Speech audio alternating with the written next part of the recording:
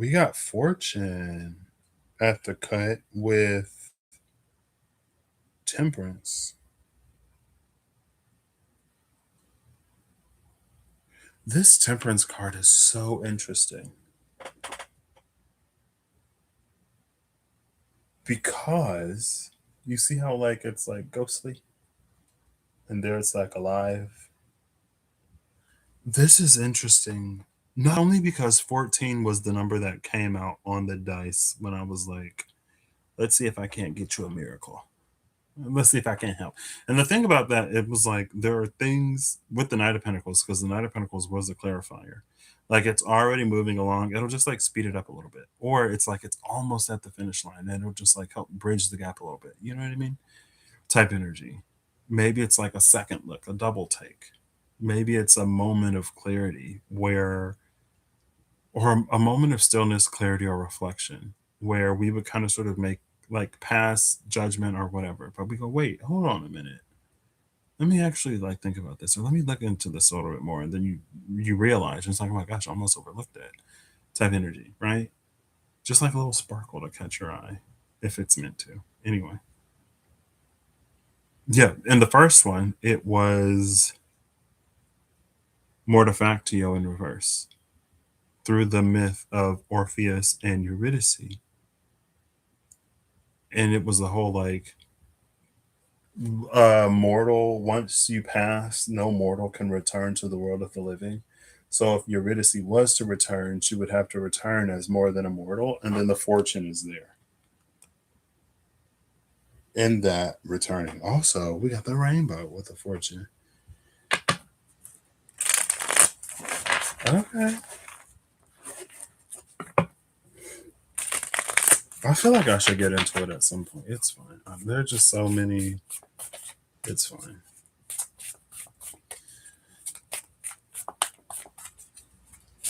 All right. And the cuts.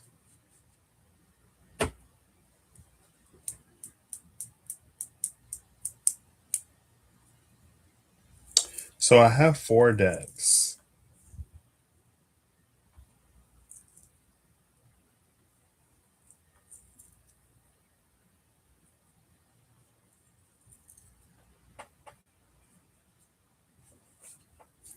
There's a 2, a 3, and an 8 card spread. That's 13 cards altogether.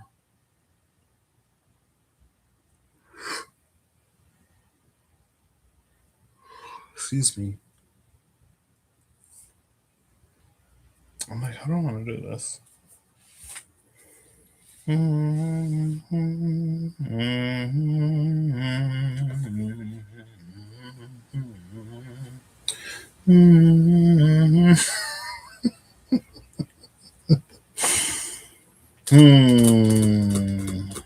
I kind of want to use 2 here, but then I got these.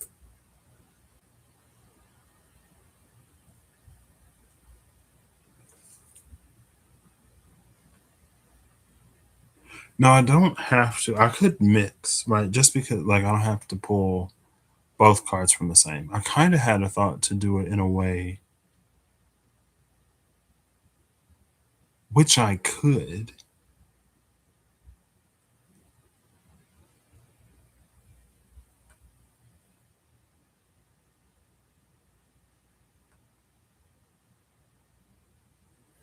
Let's go with the All Winter Oracle first.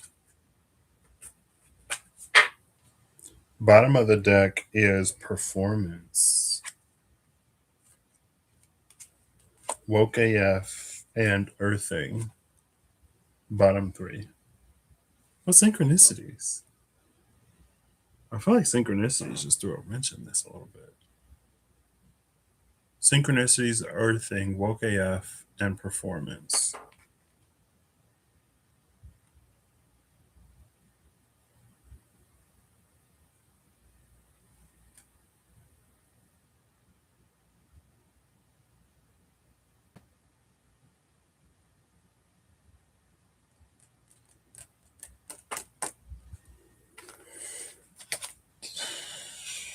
For some reason, that almost gives me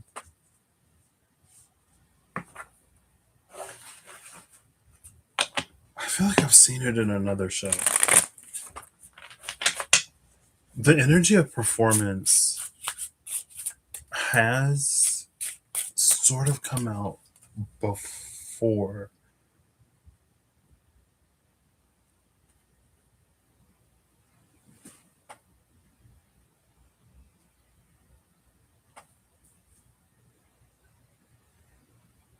Yeah, maybe this will be one of those that just like quietly private or delete. I don't know. We'll see.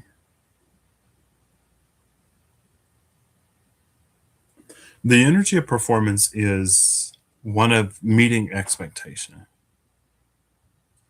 right? And there are energies that will perform to meet expectation, and then there are energies that will defy expectation by refusing to perform.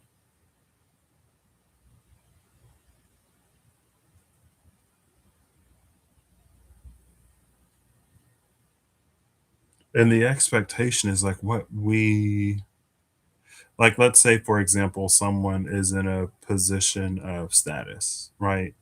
A leader in whatever organization, or like a social status or whatever, and we like expect a certain behavior from them, right? And so even if someone doesn't naturally talk a certain way or dress a certain way, since that's the expectation that's put on them for certain things, they will.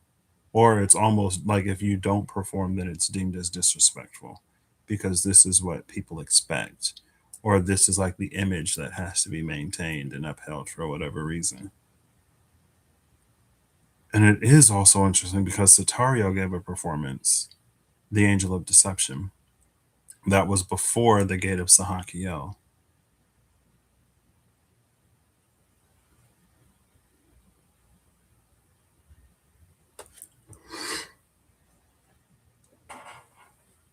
Excuse me.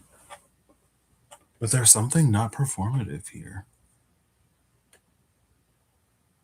Potentially.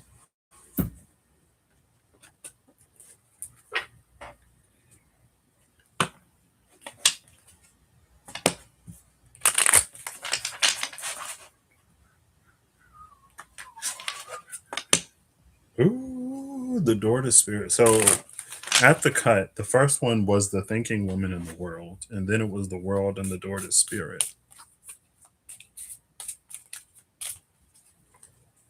I feel like it's tricky territory to navigate, and this is kind of the reason why I was like, I don't necessarily encourage people to walk my path, or the way I walk it at the very least, because I feel like it's real wild and loose, and it may not necessarily have the kind of structure that a lot of people may benefit from or need.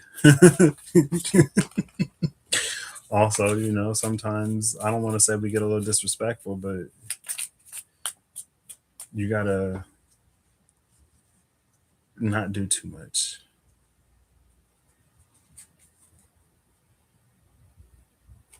I feel like it's a fine line. I feel like it's a very fine line.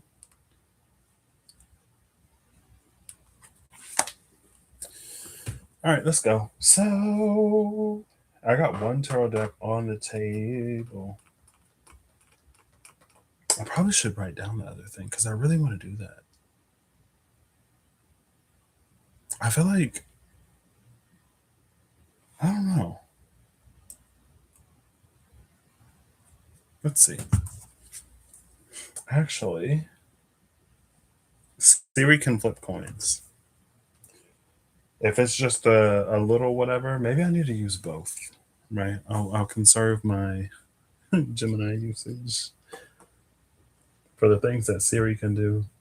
I saw something. It was like some of the stuff Siri does better, honestly, low key. Sometimes AI nowadays, they kind of overthink it. You know what I mean? They're pulling on too much information, and there's a lot of whatever out there.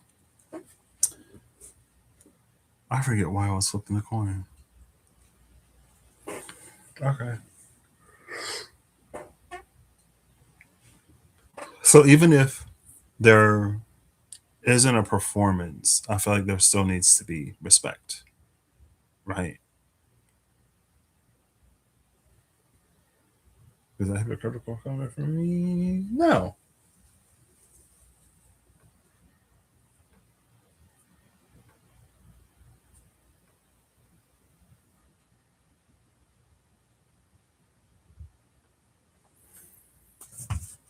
Let me look at where the cards are. The subtext, the syntax, the edit. Have I shuffled all these? I've shuffled all of these and I just reshuffled all of these. I think I'm just going to pull off the top. I think that's what I'm going to do. I think that's how I'm going to do it. I think that's how I'm going to roll it today. We're just going to pull right off the top. And whichever one feels more appropriate, that's the one I'll go for. So the focus is going to come from here. And this is, I don't want to say the background noise. Yeah, I'll say background noise, even though it feels like it's treading a little bit. This is apparently treading. I don't know. As opposed to trotting or galloping. We have strength. I think this is the first time. This is the first time I'm seeing this card in this deck. The background noise is strength. And to bring this into focus,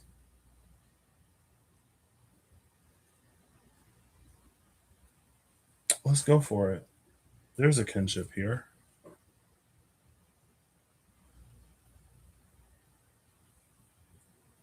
Arrival.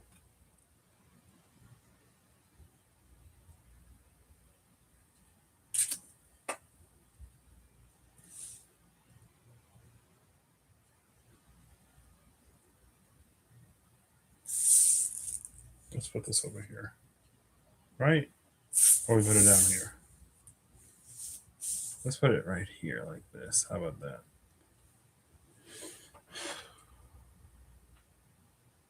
Because arrival is how to bring it into focus, it feels like it's just a matter of time.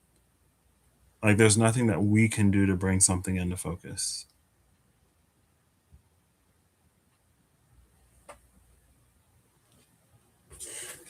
So let's look at strength. Let's see what's in this strength. Is this an 8 strength or an 11 strength? This is an 11 strength, as opposed to an 8 strength with an 11 justice.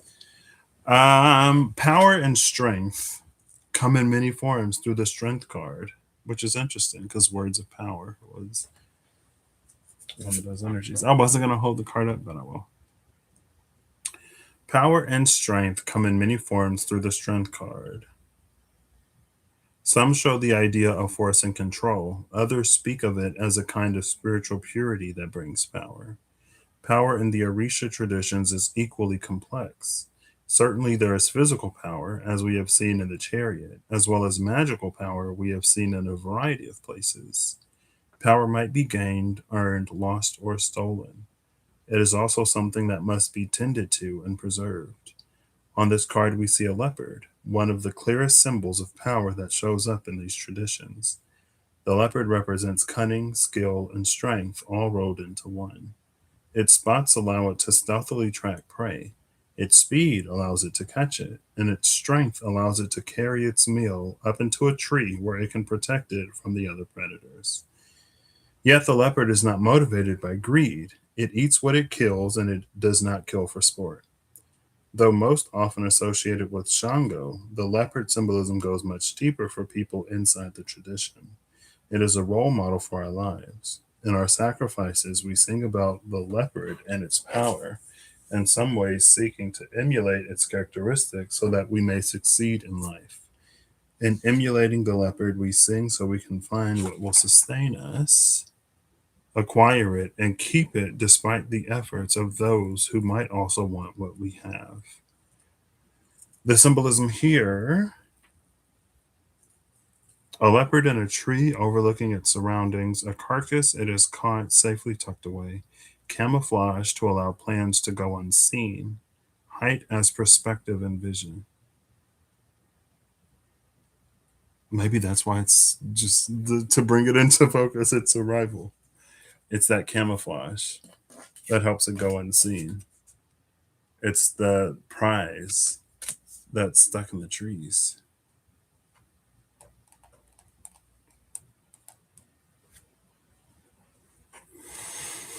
Interesting.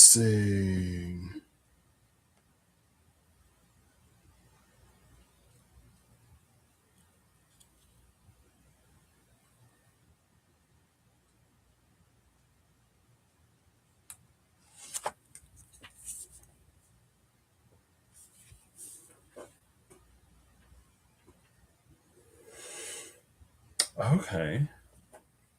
Well, it's not anticlimactic. I thought like we don't even I like it mentioned Shango. We ain't even got Narisha, which is fine. Like I said, I don't really know nothing anyway. And arrival is what brings it into focus.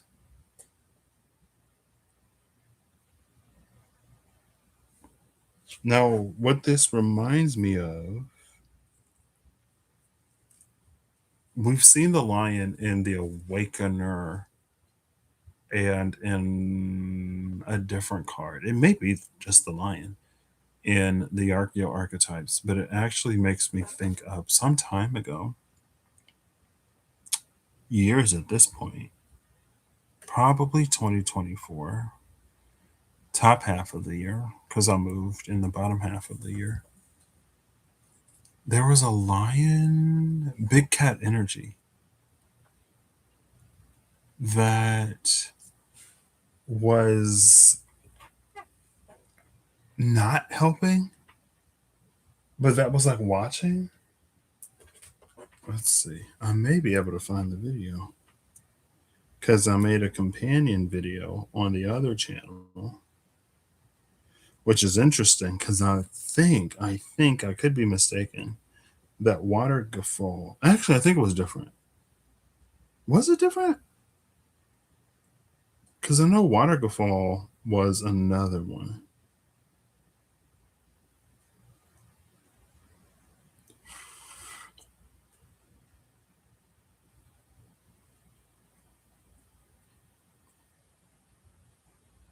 And it had to be alive. I ain't been live on here in a minute. Every now and then, I'll like catch a wild hair, and I'll be like, "I'm gonna go live." So 7395 or 226. 2 years ago.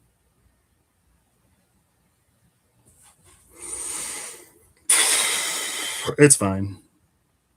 It's fine. It's fine. We're fine. There was a lion that came out. I think on this side though, I don't think it really did anything. I feel like it was like one of those things that we had to do for ourselves. So let's get into the next three. Well, now we got this leopard here. I feel like this ships things. The subtext of the leopard will go for an energy oracle card. The thinking man, number 46, is the subtext. The syntax, sure.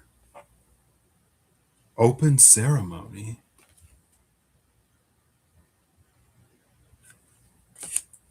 And the edit, the exact shift in perspective or action needed.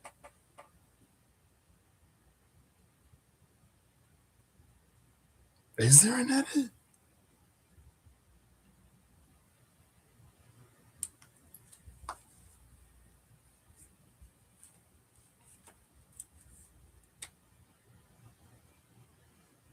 This is so interesting.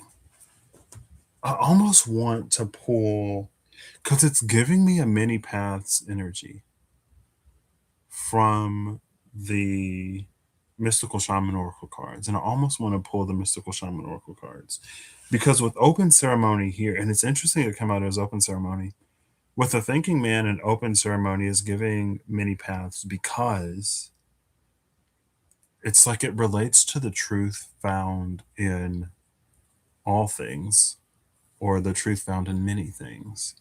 And it also brings to mind within the past 2 weeks, I'm sure, when I got the final cards from the Wanda known archetypes.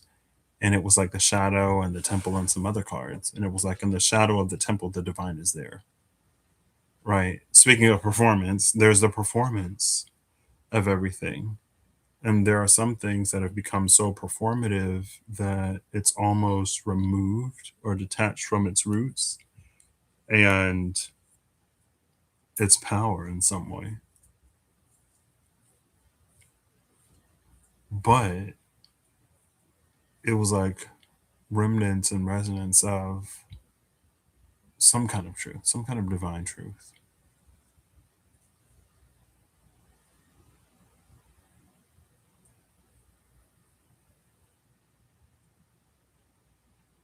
The syntax is wide open with this open ceremony card.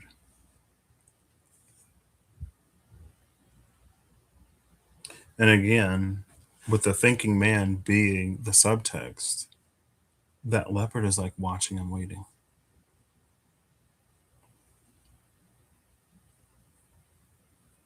But now I'm like, who arrives? Does the leopard arrive or do we arrive? Are we the leopard? I would say no, but maybe so. Take it out what resonates. You could be the leopard. Waiting for your moment. I mean, we are literally coming up on Leo season in a few days. And a few days into Leo season, maybe about a week into Leo season almost, on the 26th. Pretty sure that's the day that the nodes shift into North Node Aquarius, South Node Leo. Speaking of big cats. And I'm pretty sure that's the day that the new Mayan calendar starts. Actually, I don't know if this website is still in my history or in my favorites. I've had several phases. There was a brief dream spell phase. Oof, I got 39% battery. How about we put this in low power mode? I usually keep this thing in low power mode. I usually keep it in low power mode. I keep it in low power mode. I could keep it in low power mode. In low power mode. Is this it? The Mayan astrology?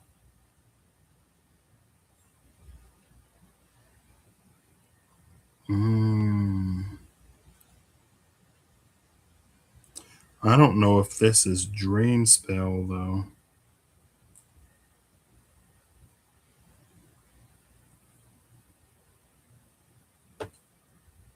I think there was another. I never use Safari. How do I open a new tab? Is there like plus? I was like, is there a plus button or something somewhere? Whoa! I got Purdue on here. That's how long ago. Wait. Okay. Let's go Mayan. Oops. I don't even know if this necessarily matters. That's an open tab. Mayan Oracle.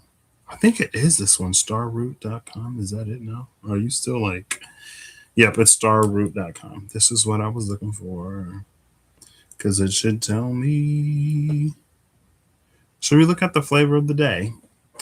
Today is kin number 220. Crystal Matrix Self Regulate Universal Fire of Cooperation. Okay. Yellow crystal sun is the thing today. What's that, a 12 tone? Green Central Castle of Enchantment, Earth Family Polar, Clan of Fire. I dedicate in order to enlighten, universalizing life. I seal the matrix of universal fire with the crystal tone of cooperation. I am guided by the power of free will. Okay. That's for the 17th, by the way. Like the today, and not the yesterday, today. 725.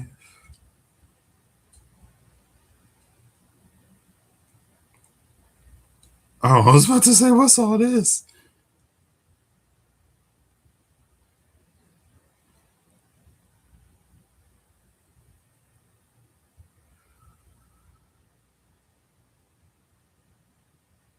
726.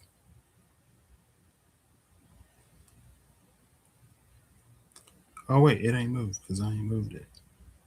Oh, hold up. Okay. I gotta click the button. Sorry, I ain't clicked the button. Okay. And now let's move it forward today. And did we start over? No. So the 25th might be the first. Well, this is Moon 1, Day 1. This is Day 1. So maybe it is. And this is Day 0. This is Day 0, the 25th, the day out of time. And then on the 24th, Moon 13, Day 28.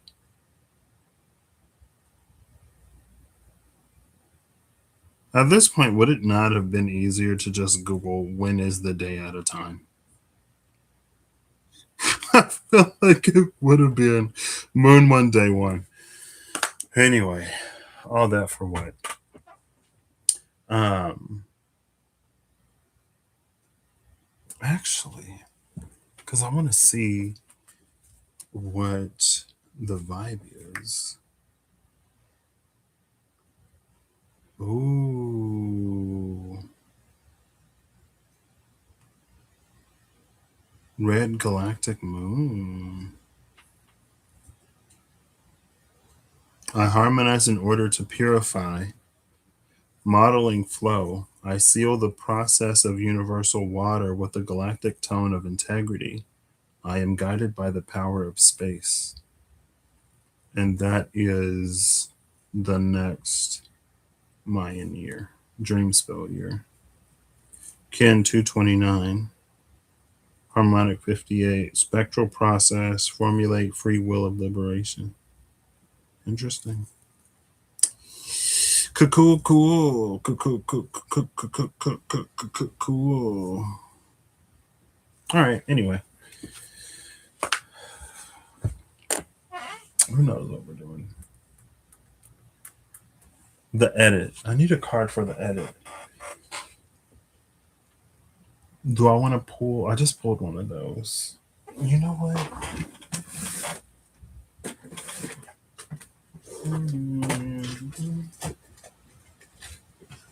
There's the Tarot of Dreams. Well, I'm not doing that today. Am I going to pull before and after mini paths? Yeah, because it's kind of giving a mini paths energy. Or am I just going to pull one card? Excuse me. The Crow at the cut with the staff. Did we see a crow? Or is it just the jaguar up in the tree, like how the crow was up in the tree? The leopard, sorry, the leopard.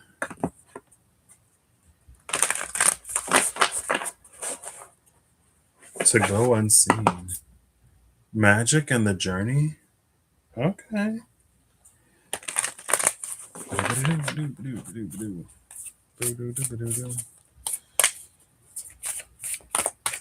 And one more. And a cut.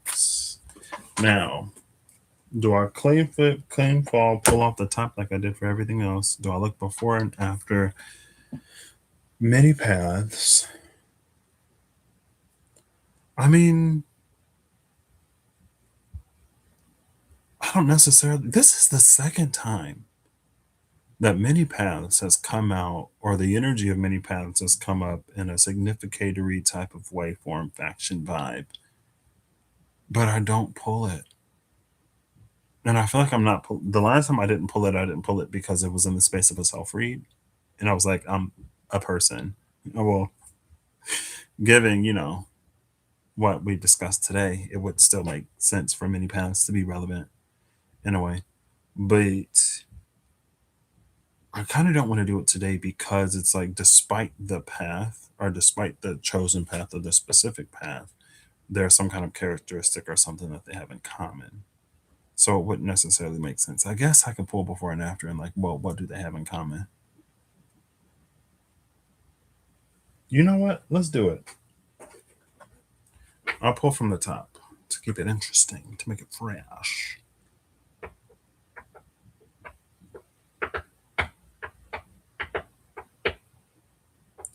Now, if many paths is my significator, is the card before the subtext and the card after the edit? Sure. First, we have the Holy Mountain, which is where the many paths converge. Next, we have the Time Master. And then we have the Smoky Mirror. I feel like that Smoky Mirror is definitely this open ceremony type energy. Okay, looking for many paths. Before and after many paths.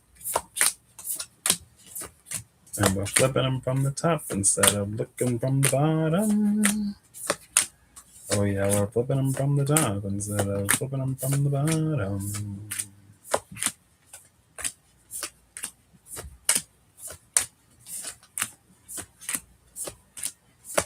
Interesting.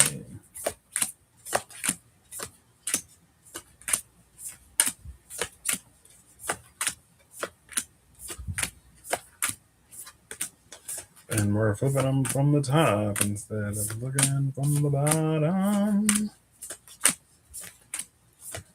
Okay, we are nearing the top of the deck. Or the bottom. We're nearing the bottom of the deck. Guess who came out before many paths? The Crow. There we see the Crow again. Crows and Ravens have been coming out a decent amount, a fair amount, in interesting ways, interesting places. After, it's the Witness. See, this still don't. Bottom of the deck is the Vision Quest, which is interesting. As much as I've been talking about visions,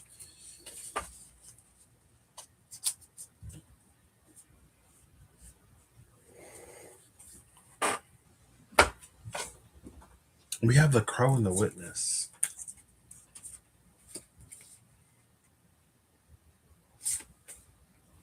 $13.64.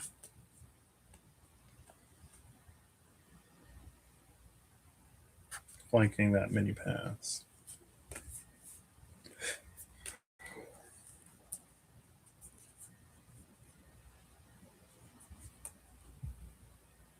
I don't think there is a way to edit. Just like there's no way to hone in on this leopard energy until it arrives. With the Witness and the Crow, I don't think there's an edit either.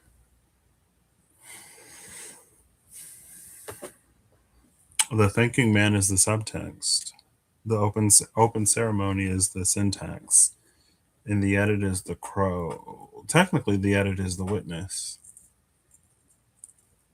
The Crow would sit on top of the Thinking Man.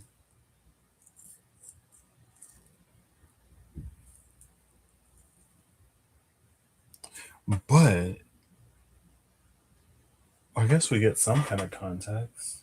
Not really. The time master is on the holy mountain looking down, but there's some kind of smoky mirror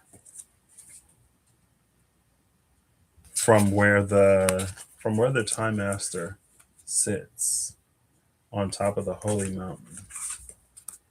There is some kind of veil or distortion. I don't know if it's necessarily, it's almost like a privacy screen. I don't know if it's a two-way or if it's one way. I mean, one would assume it's one way, right? From the top, you can look down and get a clear image, but from the bottom, if you look up, it's distorted.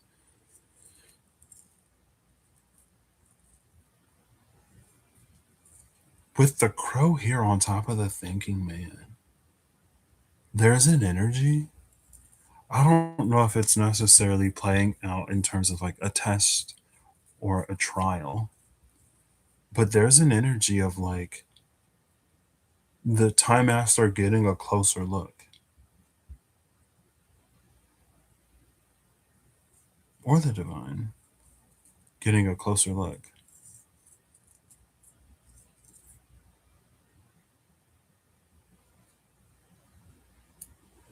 Because from above the firmament, things look different.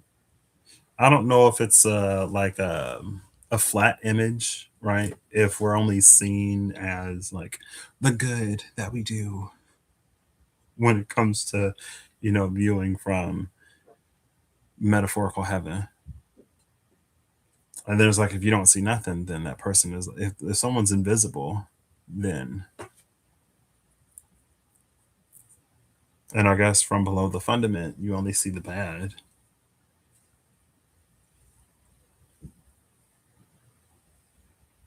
I mean, I guess in the Bible, even God had to send Jesus, right?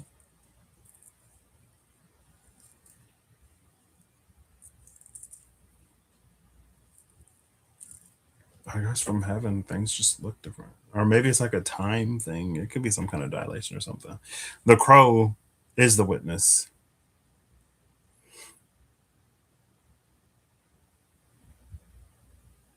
There's something about getting a closer look.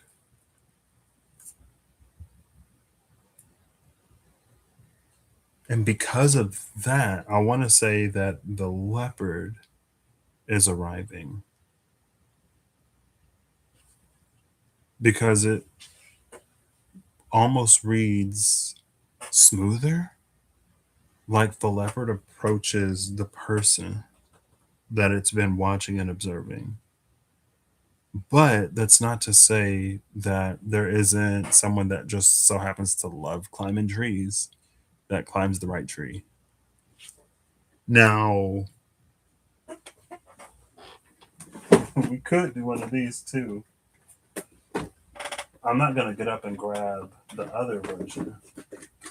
Come on, I just had it. I just put it in here. Here it is.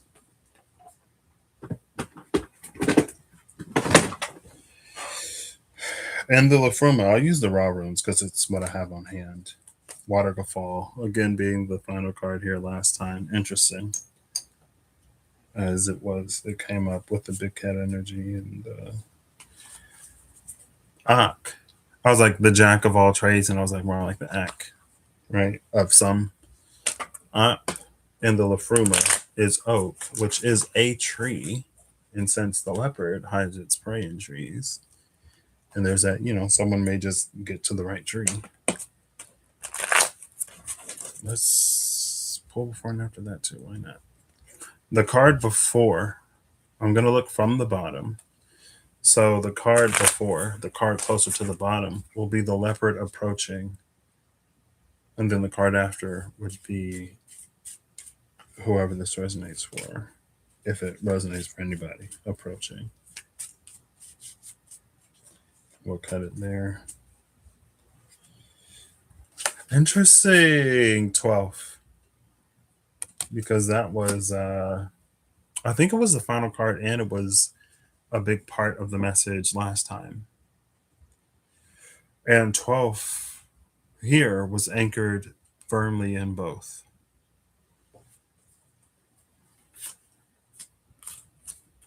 Do I remember what Ak looks like? I feel like when I see it, I'll recognize it, right?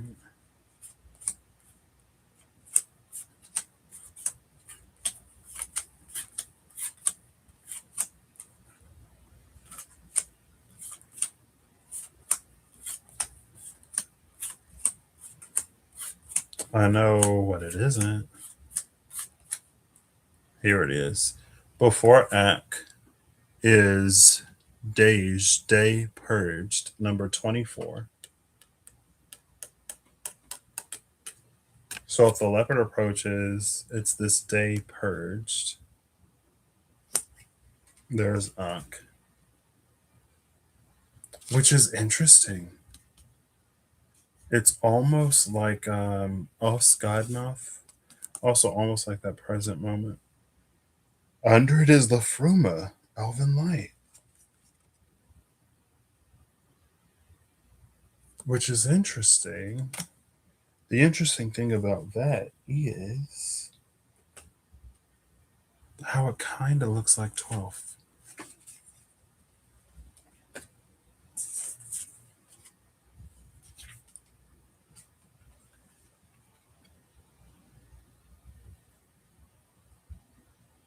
I don't know if you can see the yellow. Maybe that's a little better.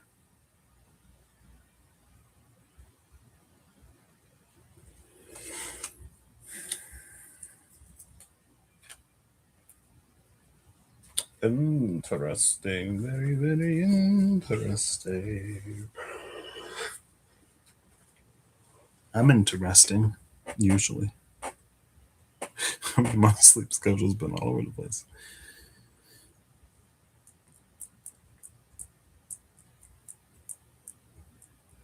I almost don't want to pull the 8.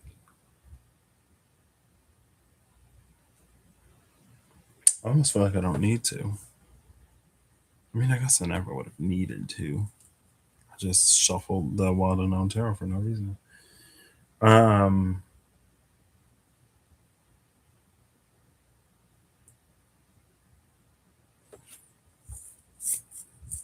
If the leopard approaches us, it's day purged, 24. If we approach the leopard, it's Lafruma, Elven Light, 53. 25 is Ox, so it's 24, 25, 53. Is that 6, 7, 8? That is 6, 7, 8. Interesting. So if 25 is this neutral point, to lose one in the ones place takes us to 24, which is the leopard's approach.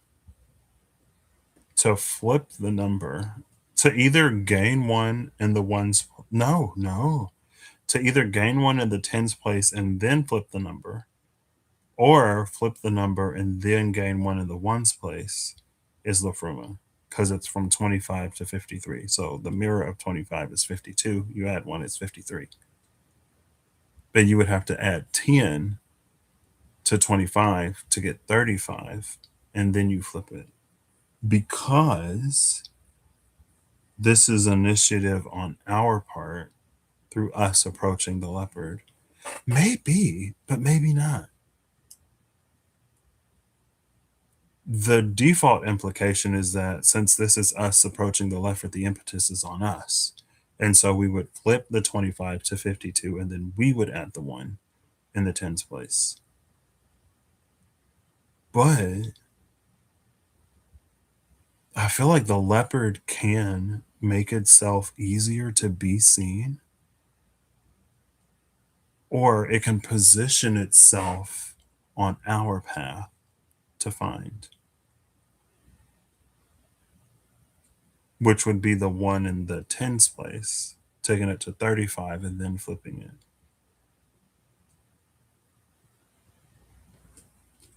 Instead of using the Lafruma, I'm actually going to use the Mystical Shaman. I use the mystical shaman and the energy oracle cards. So we're looking for 26 and 52. No, 35. 35 would be if spirit does it. We already got 53. Hold up. So how was I doing this? Because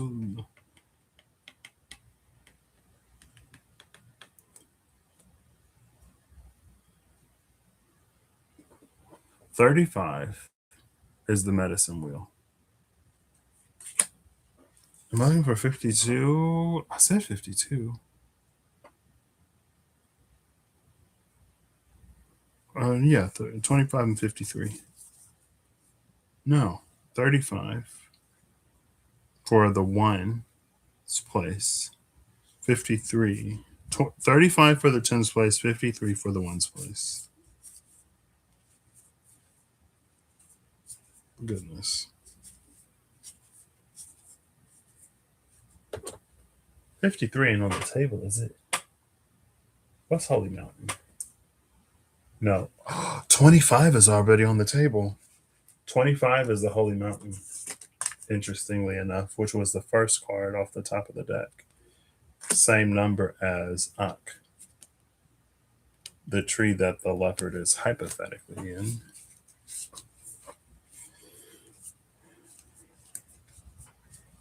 $52 is the standstill, if you're curious.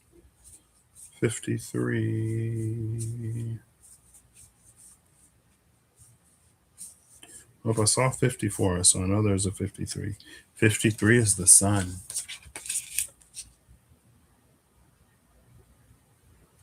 The sun and the Fruma.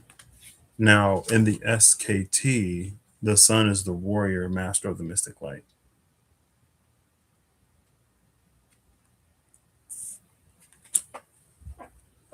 Interesting. I think 53 might be Goddess in the Moon. We're doing 35 and 53. 53 is the magician in the mirror.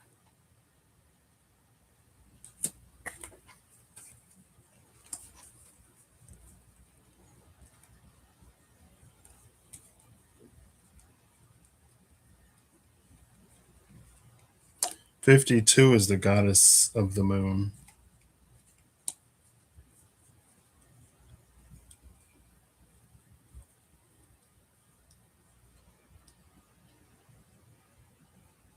Should I have looked for 52? 35 is first chakra archangel, Michael.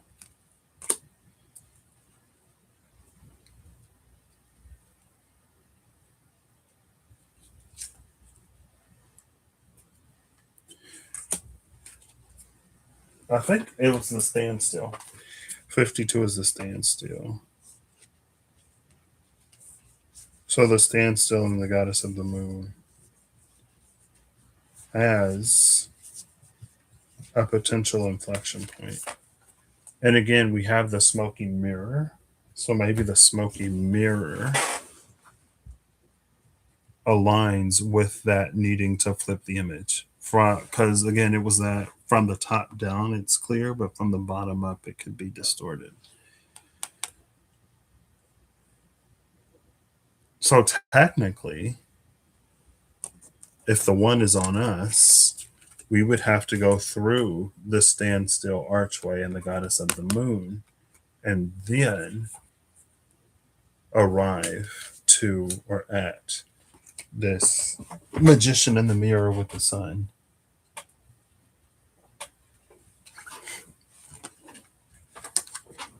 Right? To get from the 25 to the 53, we got to go through these. You got to go through these. If you flip it first and then do this.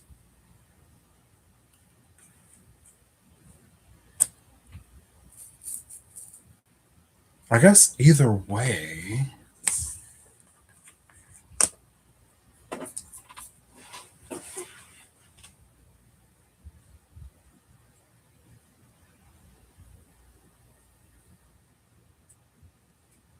what are we doing? What are we doing really? But like I don't know. Every now and then it's like, man, I wish it'd just be something simple that like made sense. Every now, but mostly I'm in the non like I said, I'm in my nonsense era. I want to just let it just like throw it all out there and then see if we can get somewhere. Of my Piscean heart. Of Piscean hearts. Now it's interesting that we see the archway on the standstill. Because I'm pretty sure I'm not doing it. We're already 2 hours and I'm not pulling any more cards.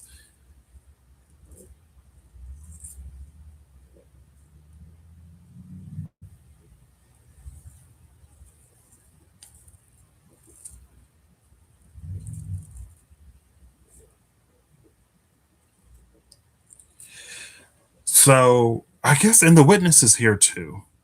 Because the witness is here as well, I'm leaning more towards first it flips and then the one. The one's place is the one that changes. Because again, this is us approaching that leopard. So we go through the standstill with the goddess of the moon. And it's interesting because in the orb,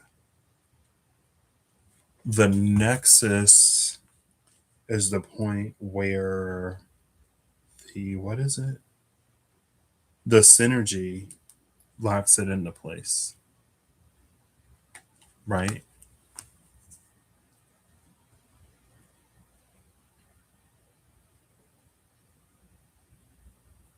This is interesting. I mean, I feel like at that point it's a no brainer, though. I feel like, you know what I mean? Which, but maybe it's because of the open ceremony. It's like you got to reach the to find the leopard. You got to reach the magician in the mirror.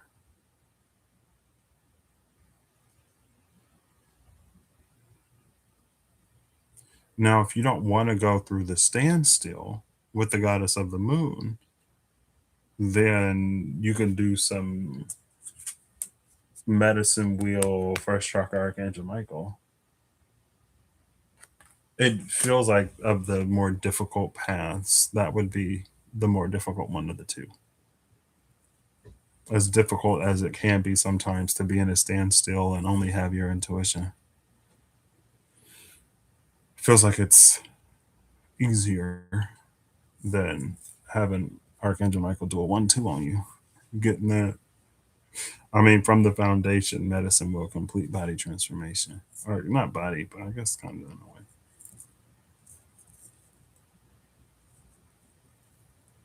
Interesting. And just like 12, through like the red and the blue, that like heavenly fire, water on earth, and the magician in the mirror stands in between. Sort of in the nexus of that portal in a way. Because it's like you see these two in the background, and he's like sort of standing in the middle, right? When we had that 12th,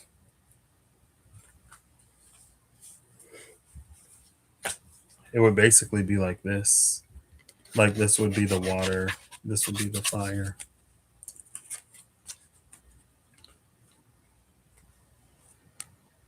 like that.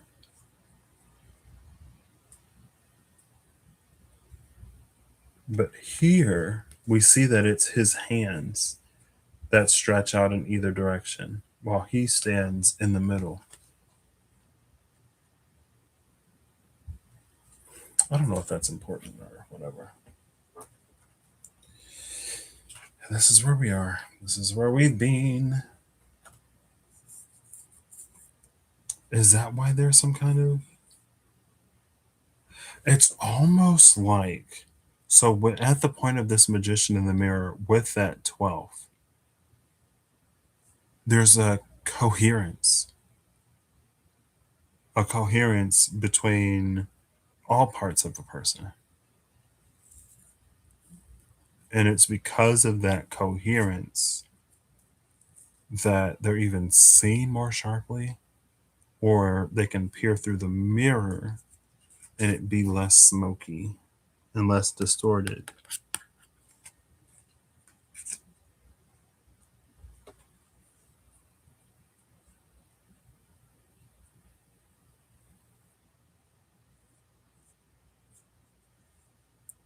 So that's almost like wandering through the savannah question mark while the leopard is on the hunt and you like actually see the leopard hunting.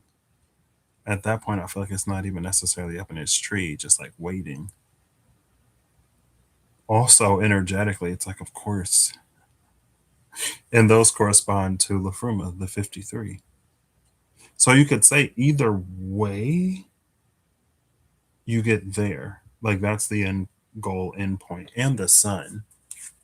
It's funny that the sun is no, that was the master of the mystic light. No, it was Elven Light, the Fruma.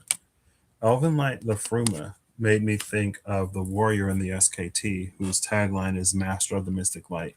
And then the sun is here, the light, and the magician in the mirror is here, the mystic.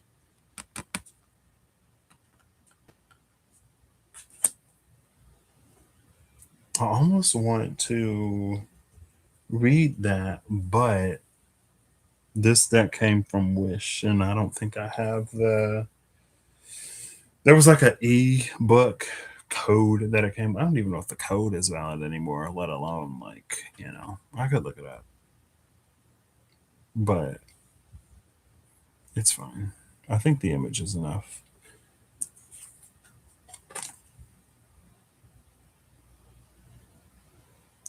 Are these the Hierophant's keys of silver and gold? Or is this a representation of the Hierophant's keys of silver and gold? Yep, looks like it. Hanging from his neck. I feel like that illusion, Allusion, illusion to the Hierophant plays into this open ceremony of the syntax. The syntax is open, which, it's just that there's no singular way. Maybe I'll keep this up. Maybe. I mean, it was a lot of whatever in the beginning.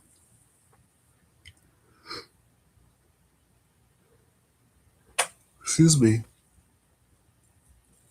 And another thing with this magician in the mirror is that it's active. That's an active energy, right? His hands are out doing whatever they're doing. He's not just like, posing, not doing anything. He's not just sitting on the throne or on his behind or whatever.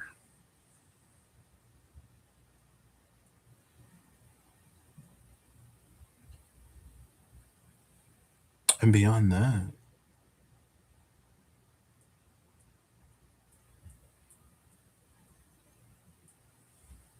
I feel like there's no. Oh, there's nothing to do really, which is fine.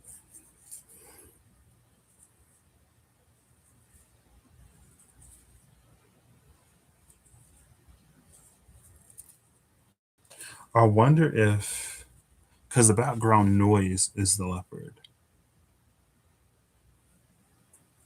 And so back to the energy of nodes and milestones, I guess, mile markers, back to the energy of nodes and mile markers from the last life. I wonder if like at certain mile markers, like the leopard gets louder, like you can hear it. At first it's in the distance and it gets closer and closer and closer. Now with the more like diving into the metaphor of it, like someone might think that they're being hunted by the leopard.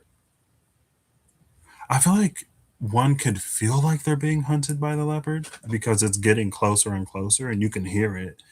But if one were truly being hunted, you wouldn't hear the leopard. The leopard wouldn't be alerting you to its presence by making noise. You know what I mean? If you were on the menu. So it is kind of one of those, like it may feel like. especially sort of going back to that standstill with the goddess of the moon type energy, like in a standstill, and all you got is your intuition and discernment, speaking to you about things that may not have necessarily transpired in the physical 3D yet. All you got is your relationship. It's you and the divine against the world type energy. Um, Again, but I feel like when you're placed, I literally just watched Marcelo Hernandez's Hot Ones with Marcelo Hernandez. And, when you're eating the hot wings, you don't want to touch your eyes. And so he was like, you put people in this state of panic and then you tell them how not to panic or what, something like that. And it's almost that energy of like when you feel the leopard getting closer and closer and you hear it, depending on your relationship, almost like with the wolf, the tail of the wolf, almost in the archetypes. You may like freak out because you hear this like predatory big cat out on the floor, on the ground. If it's moving, it's probably hungry. And if they get hungry enough, which is not hilarious, it's interesting, speaking of synchronicities, because I started a new anime last night slash this morning where someone commits a crime and then they swap bodies and there's a trial of the lion. And they're like, if you're not, it's like, if you're guilty, the lion will eat you. If the lion doesn't eat you, then you're not guilty. And because they had switched bodies, she didn't commit the crime against herself. She wasn't guilty. The lion didn't eat her. But having that, like the ritual of the trial of the lion with this like big cat here, and then this energy of like you hear the leopard getting closer and closer, and in a state of panic, you may think that it like you're on the menu. But again, it's almost like if you were to stop and think about it, if you were truly being hunted, it wouldn't make a sound. It wouldn't make any noise. It wouldn't alert you to its presence if that were the case. Type energy.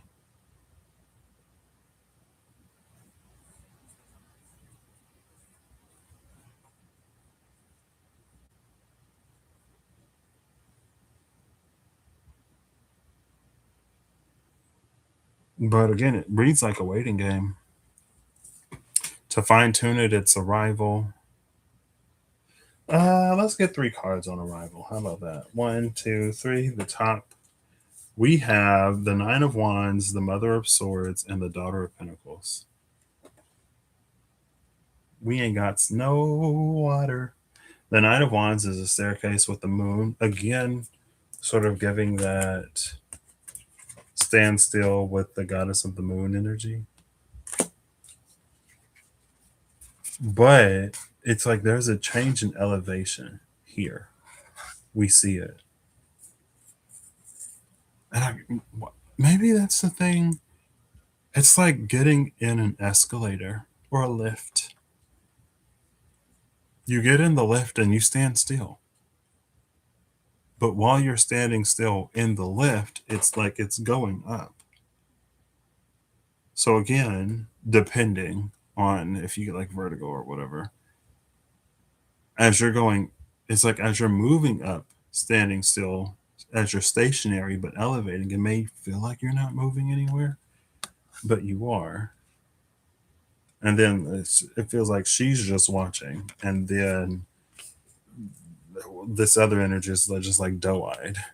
Like we got the, oh my gosh, literally, you may be feeling like prey. Because look, here's this Daughter of Pentacles, and then what's that? Laying down in a tree. That's what the leopard is munching on. That's dinner. Feeling like dinner, looking like a meal.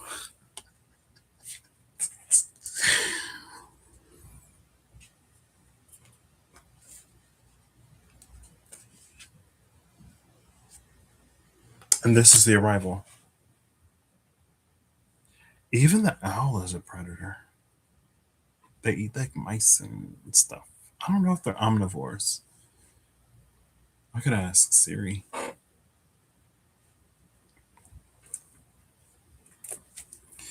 Hey Siri, are owls omnivores or carnivores? Owls are carnivorous birds that have unique adaptations that make them perfect for hunting small prey. This is from opticsmag.com. Thank you. She's see Siri's bringing sources. I don't know if she always did that or he always did that. They're carnivores. So again, young doe or young buck, young deer, the deerling, feeling like a snack, looking like a meal with these predators.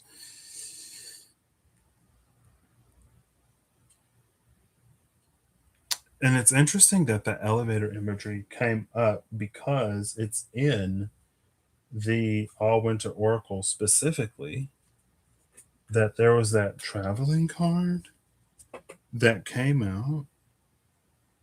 Umoja or Umoja Unity at the bottom of the deck. How interesting. And it is almost given that solar eclipse energy. New moon energy, completion, new moon energy, and unity. Bottom three cards, and we just had that new moon. Love it.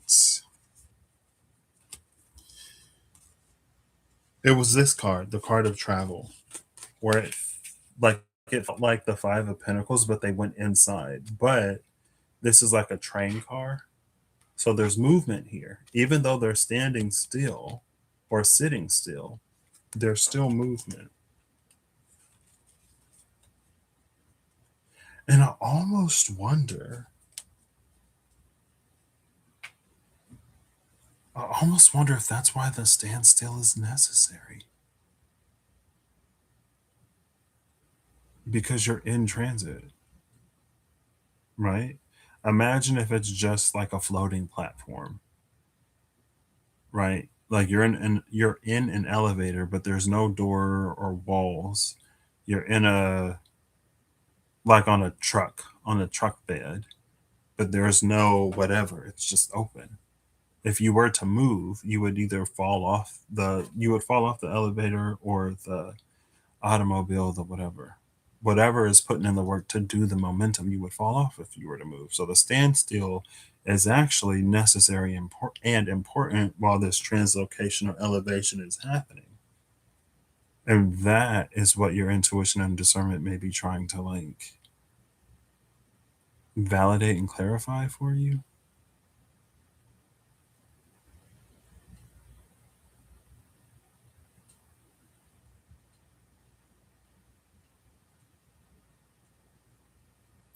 But it's almost like if that's the case,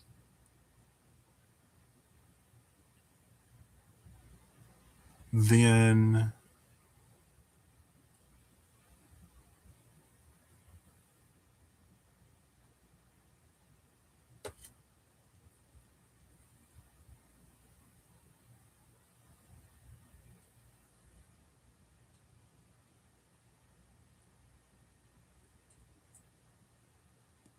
um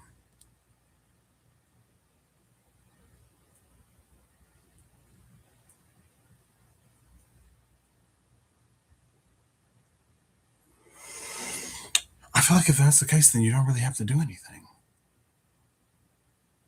which is interesting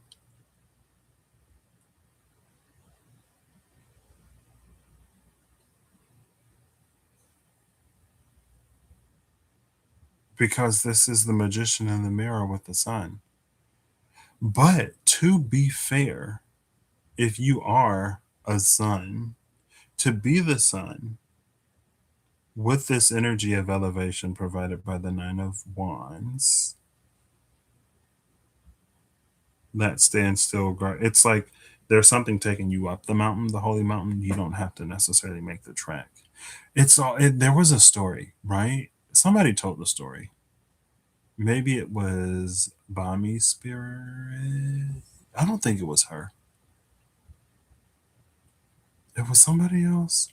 Somebody told the story of the two brothers who wanted to get to the mountaintop, who wanted to see the view from the top of the mountain, right? And one of them climbed for days and got there. The other one And like when he got to the top of the mountain, his brother was already there, and he was like, "How did you get here so fast?" And he was like, "Well, I took the bus or the whatever. I took the thing that was moving to take you up the mountain."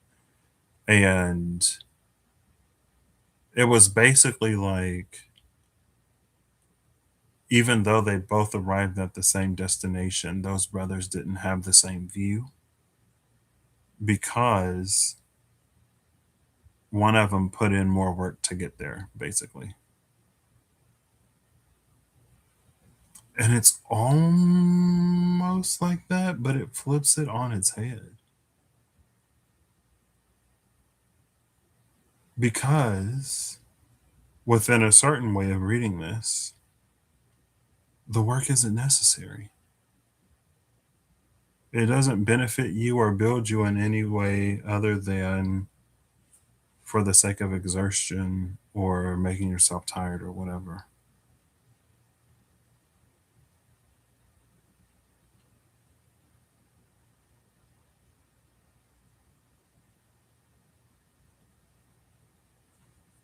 And I feel like being in this standstill displays, I don't want to say preternatural, like a predatory, the patience of a predator. Specifically, like those big cats that just like wait in the bushes for that opportunity, and then they pounce and then they strike, and it's quick and it's clean. And it's part of their training. It's part of their, like, it's part of raising them up, right? So it's almost like in that there's a lesson of wisdom in, it's like wisdom in knowing how, maybe more so when, knowing when to act and to what degree. Because it's also like efficient. There's no waste of movement or energy or whatever. There's an efficiency. It's quick, it's clean, it's efficient. And it feels like maybe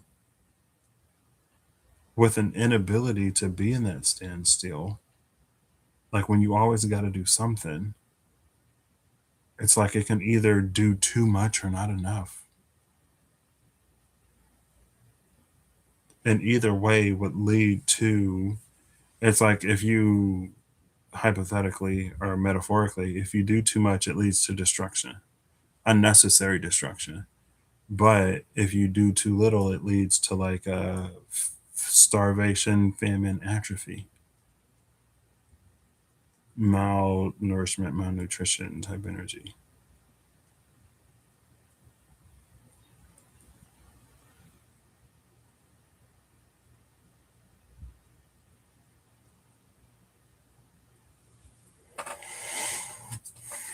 Did that mention patience? Let's go back. Back to the beginning. I'm just kidding. A leopard in a tree overlooking its surroundings, a carcass it has caught safely tucked away, camouflaged to allow plants to go unseen, height as perspective and vision. Maybe that leopard in a tree overlooking its surroundings energy. There's something about that stillness that's important.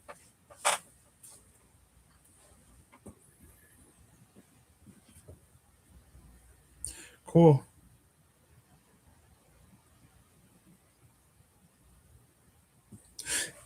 Oh, welcome to It Is What It Is, Sarah, where it is what it is, and it ain't gonna be what it ain't gonna be. And that's what it was today. Maybe I should start ending the videos that way.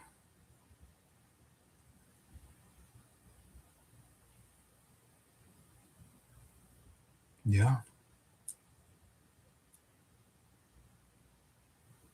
Interesting. Okay. It almost, in doing all of this, which I guess I shouldn't be surprised about, because in the forest clearing, in the mountain trek, in the under whatever, like we move towards the space for which there is no guide. We're not brought there. And so it does read more like the Lafruma is the pathway. We arrive to a place and meet with the leopard. It feels like the leopard can meet us, but with the first chakra Archangel Michael, the medicine wheel, and this day purged, like that feels more trying. I don't know. Take it if it resonated, if it don't take it. Excuse me. Take it if it resonated, and if it don't take it. Make it. I guess. Oh no, I was gonna say. I guess we can pull really quick. No, we'll leave those 8 cards alone. Mankind, myself, man. Interesting. Me, myself, and I. It's almost like they like cross arms. I can't cross my own arms. Crossing arms, locking hands, walking side by side, like that's your man. And yo, his woman. I don't know. Again, interesting that there's no Orisha here. I feel like again, part of the reason why like an Orisha didn't come out. There's mention of Shango, but just a mention. It was the focus is on the leopard. I feel like that's because of the open ceremony nature of this. Like there's not one specific pathway through every on every trail there is a path, or on every path there is a trail that leads to the summit type energy. Bottom of the deck is the 2 of Cups. The 2 of Cups is a mirror for for me in this deck specifically, the Wada known tarot. The 2 of Cups is a mirror, which again, as I'm looking at the Magician in the mirror with the sun, I'm like, at this point, like there's no wonder the leopard makes an appearance. But also with that mirror, and maybe this is a light, recognized light. There was the Ace of Wands and the 2 of Cups. Well, that's the 3 of Cups. Was it here? Yeah, there it is. The Ace of Wands and that 2 of Cups. Like, recognize, light, recognize light, that smoky mirror. The 2 of Cups is the mirror, like a perfect mirror, not smoky. From that viewpoint, vantage point, again, this clears up. Cool. Ace of Wands and Justice. But this is like a multicolored justice. That ain't just the black and white justice. Also, what card was that had like the rainbow colors on it? It was Fortune. It was the Fortune card in the Orisha Tarot. That's what it was. And then we see it there in Justice, which is interesting because Amut came out as the mythological representative of the miracle in that video.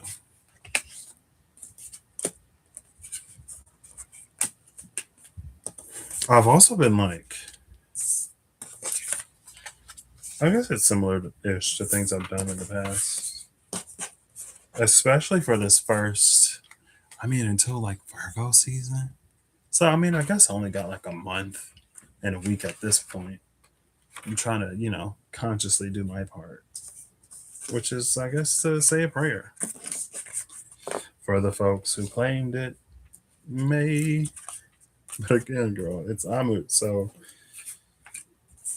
Sometimes we weigh our own heart. Sometimes it would behoove us to weigh our own hearts before we step up to the scale of whoever or whatever. Again, very much that like let he who is without sin cast the first stone type energy, because that Samikio's blade cuts both ways.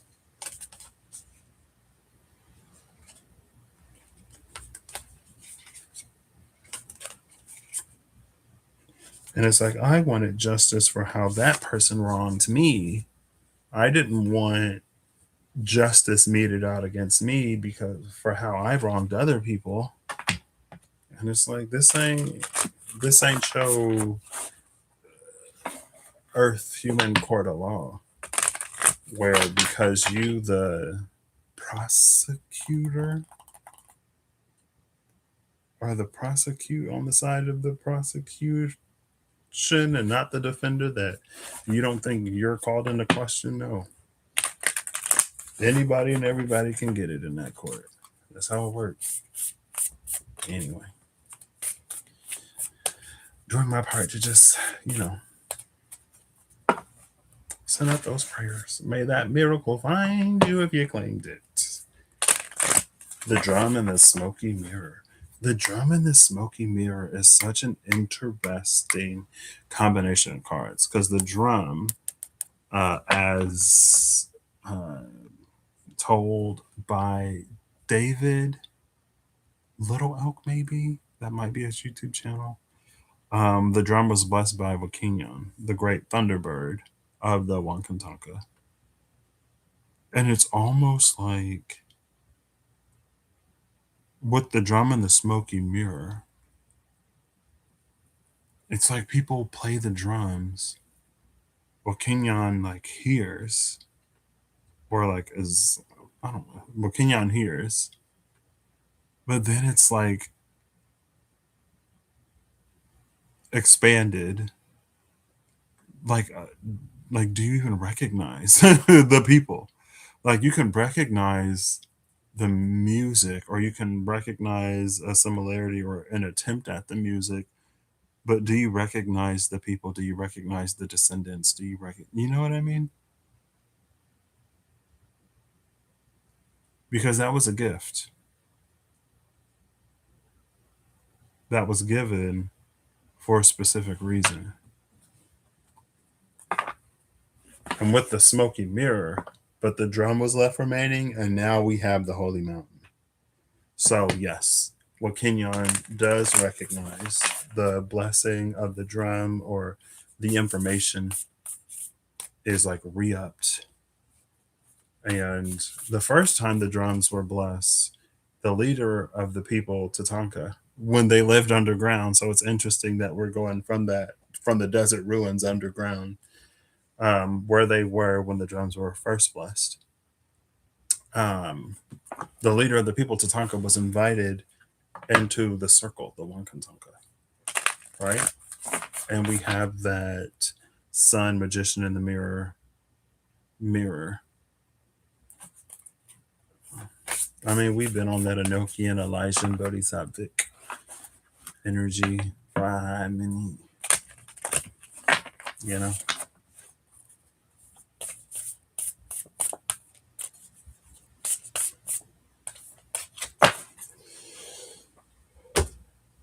Look what's at the bottom of the deck over here. Patience. Behave yourself. Also, we did see temperance in the Orisha Tarot. See patience with that standstill. Sometimes you gotta learn to stand still. Sit down and stand still. And I'm not gonna say it's like, well, if you can't stand still or sit still or do whatever, then like, do you really trust? Right?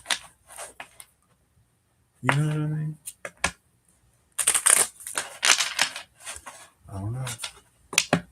The man holding a heart and adjacent possibilities. Sorry. The man holding the heart and yin yang. What? Ooh. The world in yin yang. Interesting. Okay.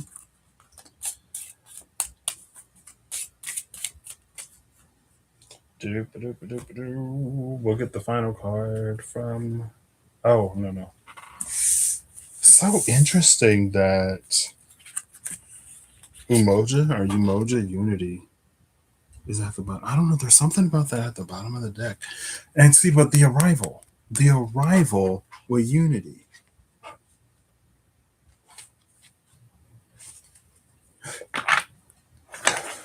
Also,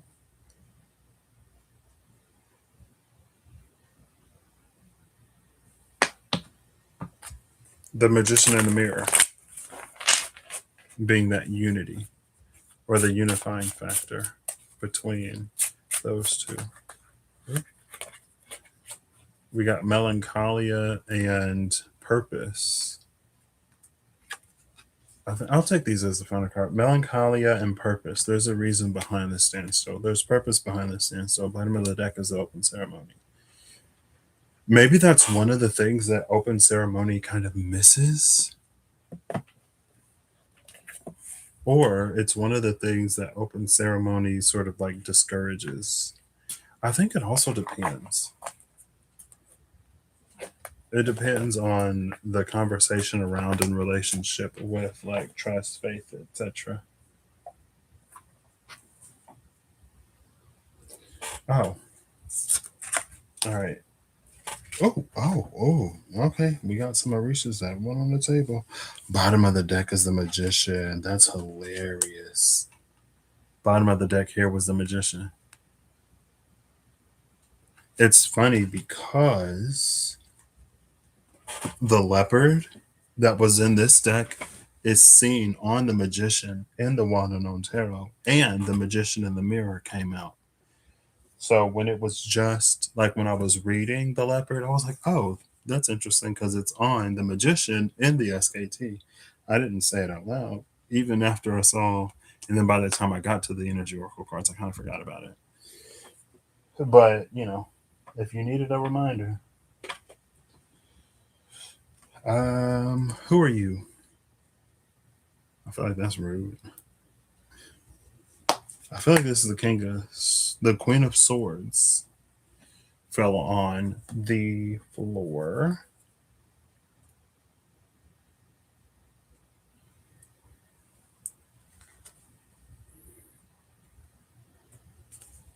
Queen of Swords fell on the floor, but I'm not gonna take it as my final card. But I guess I should read a little bit about her because she did. Nine of Cups, Five of Swords.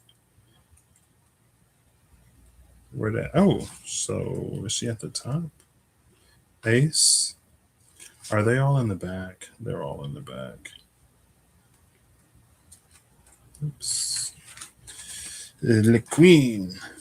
Often people who spent a lifetime working the religion but never felt the need to become priests hold as much knowledge as some of the people acting as priests. The word Omokolagba could be translated as those owned by time. My elders refer to them as the knowledgeable gray hairs.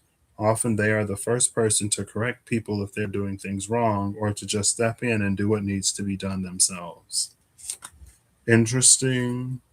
Those owned by time, because the Time Master was at the top of that holy mountain. That was on the other side of that smoky mirror. And then we see those owned by time.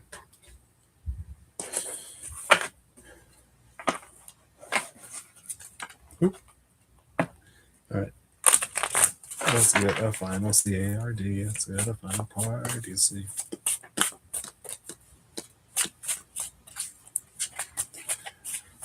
Oh, goodness. One flipped over. 1, 2 flipped out. Okay. I can do that much. Bottom of the deck, we have. This is another one where it's like I got to hunt for the title. Interestingly enough, Interesting for multiple things, multiple reasons. Bottom of the deck is the sun, right? She's holding the vessel up to the sun. It's like catching sunlight, collecting sunlight in the bowl. Now, what's interesting about that is, even if you look at it, it's pretty like golden, right? It's like this golden bowl that catches sunlight, and then there's a brown right there. It's interesting because in the Notoria Tarot, it may have been on the Judgment card. There was the angel that was holding up the golden bowl, and then there were like the bowls that were on the bottom. It could have been like the Four of Cups or something like that. There was the one that was on the bottom, and some of them were like the cracks were mended with gold or plated like the gold leaf or whatever, but it was the golden bowl that she held up. We just saw the sun with the magician in the mirror, and we saw the magician. So, cards 53 with the La Fruma Elven Light corresponded to the magician in the mirror and the energy oracle cards, and the sun and the mystical shaman oracles. At the bottom of the deck, we had the magician. Now at the bottom of the deck, we have the sun. So in the same deck that gave us the leopard in the first place, the one that was watching and waiting, we now see the mirror, right? Because that was the whole thing about making the smoky mirror clearer. There was the Two of Cups. That's the mirror for me at the bottom of the wall unknown.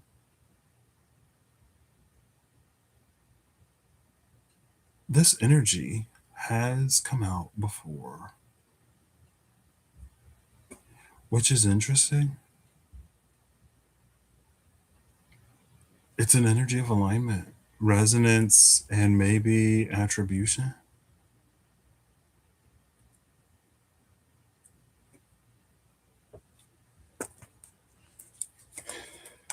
Right? But attribution in a way of like affinity.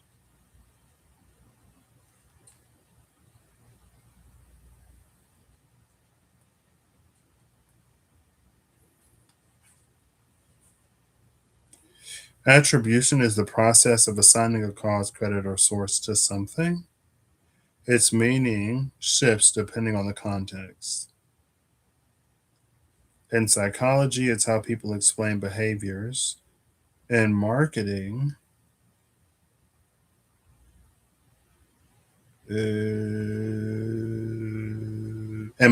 is tracking which ads drove a sale, and in publishing, it's crediting the creator of a work.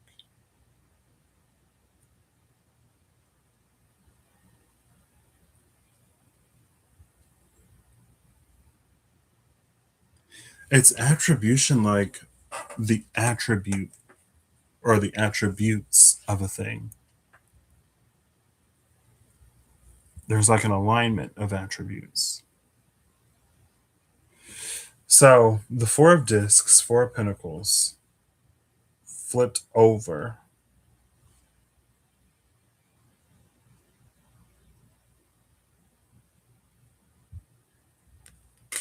And then face down, we have a pair of cards. We got the Seven of Wands, maybe in reverse, and the Five of Discs, also in reverse.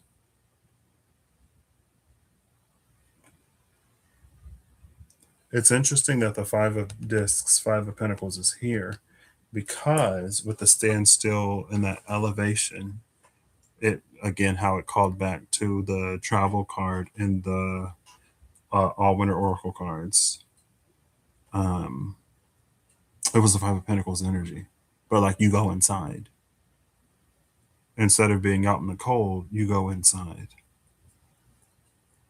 Having the wherewithal, the access, and the whatever else to go inside.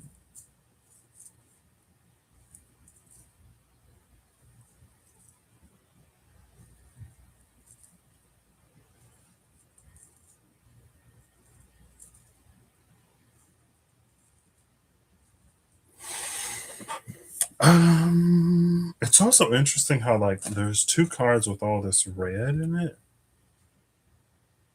and then two cards that more prominently feature blues.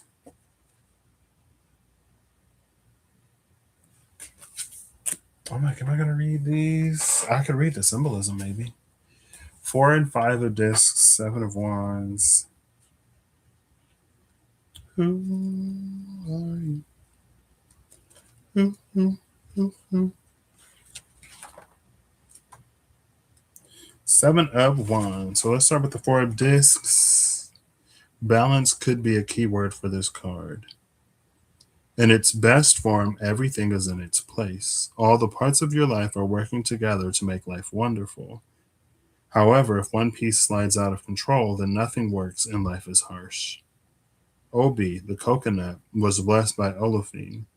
They sparkled pure white, were beautiful, kind, and wise. Wherever they went, people sought them out, hoping for wisdom or blessing from them. In time, however, Obi grew arrogant from all the praise they had received. They started thinking they were above people and turned away beggars and those in need. So, but them being sought out for the wisdom gives me the energy of that Queen of Swords with the ones kept by time or something like that.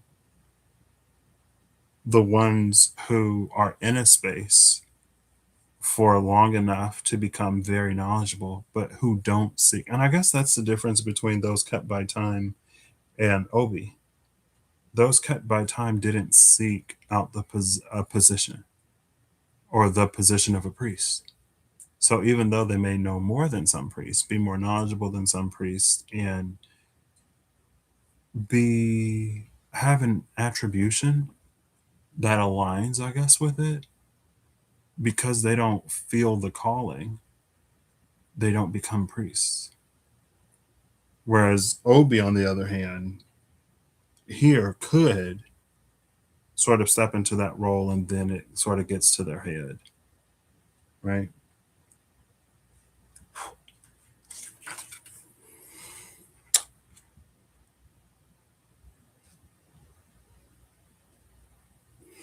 So, the top message of divining: this person has everything in front of them. Their good nature has gotten them much. Their future depends as much on their character now going forward as their work. So, stay beautiful. On the inside, Babaluaye wandered the countryside trying. So, the 5 of discs. That was in reverse. Babaluaye wandered the countryside trying to survive. Yet everywhere he went, people were disgusted by his appearance and beat him and threw garbage at him. One day, Shango was riding by and recognized his friend begging in the street.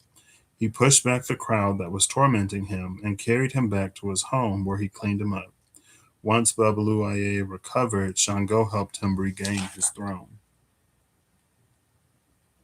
Babaluaye wearing burlap and begging, a symbolism: Shango on his white horse for the aid of a true friend. And then Shango's axe as a sign that justice will win in the end. That was this card. Now, upright, there's, I guess, Babaluaye wearing the burlap, Shango on the horse with his axe. Now, what's interesting about the burlap is even this. What's interesting about the burlap is we see it here, this burlap sack in the sun that's filled with this sunlight.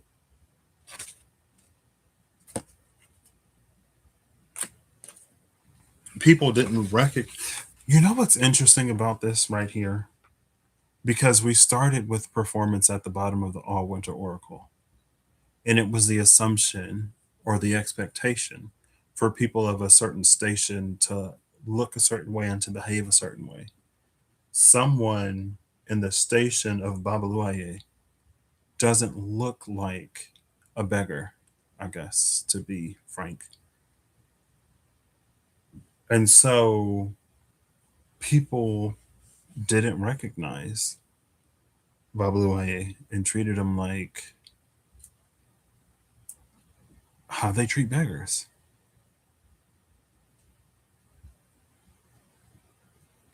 And it's one way to get to know the truth of people outside of the performance that they put on for people of a certain station or whatever.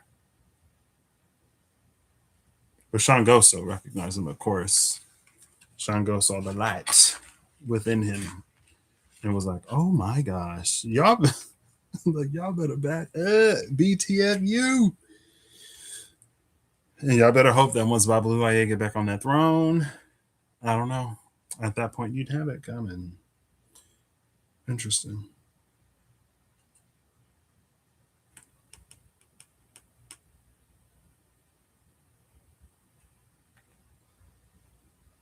Because this is in reverse, I feel like there's this grander story of karma.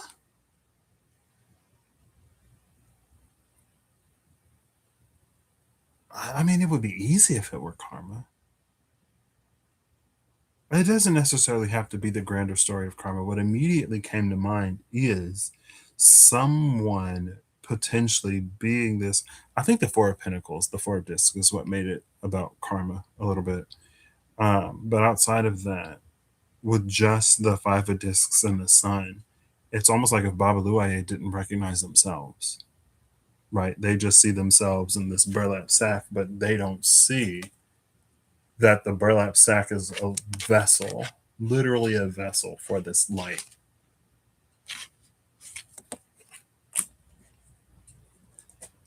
And this, in a certain context, the leopard could be the one that I feel like because the leopard was waiting, it more so waits for the person to realize and recognize who and what they are.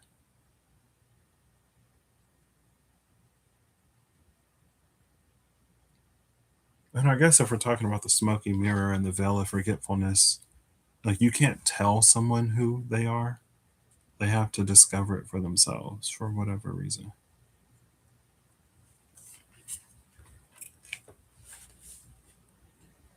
Interesting.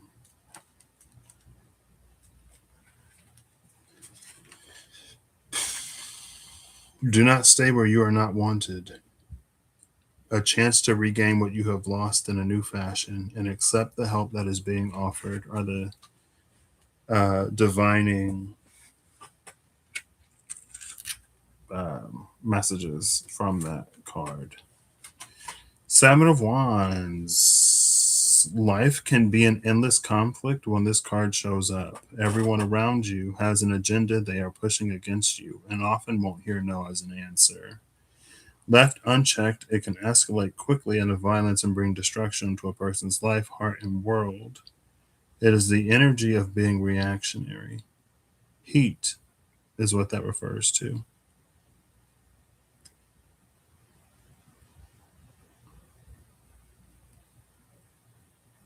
When it's an undesirable energy that breeds conflicts and arguments. I'm just like skipping around. Once the temperature rises in us, we may lack the patience to resolve things or might feel hopeless and desperate, not paying any thought to the consequences of our actions. See, when it was that like the one person that goes up the mountain and the other one that like takes the thing, the thing about the standstill is important. That's where this is important because it was that whole like being patient like the leopard and striking when the time is right and the knowing when to act and to what degree because it has a potential there is a potential for great destruction if certain powers, even if the power is a station, if certain powers are in the wrong hands, there's a potential for great destruction. There's also a potential for great, I don't want to say salvation because that's really almost haughty. But I mean, I guess it's true. It's there. There is a potential for great salvation, especially in the world today, right? Not necessarily salvation in a, the return of the Christ kind of way, but salvation in a way of like, let's say that's because of the price, like the cost of living and the cost of daycare and the cost of everything else. It's really, really, really hard to raise a family in some place. So, with the right person getting in the right station that can do things to ease those costs or to make it easier, that is a form of salvation. Not necessarily like saving someone's soul, even though that could, right? Because that could be the heat that leads to different kinds of conflicts and things of that nature through people just trying to survive, right?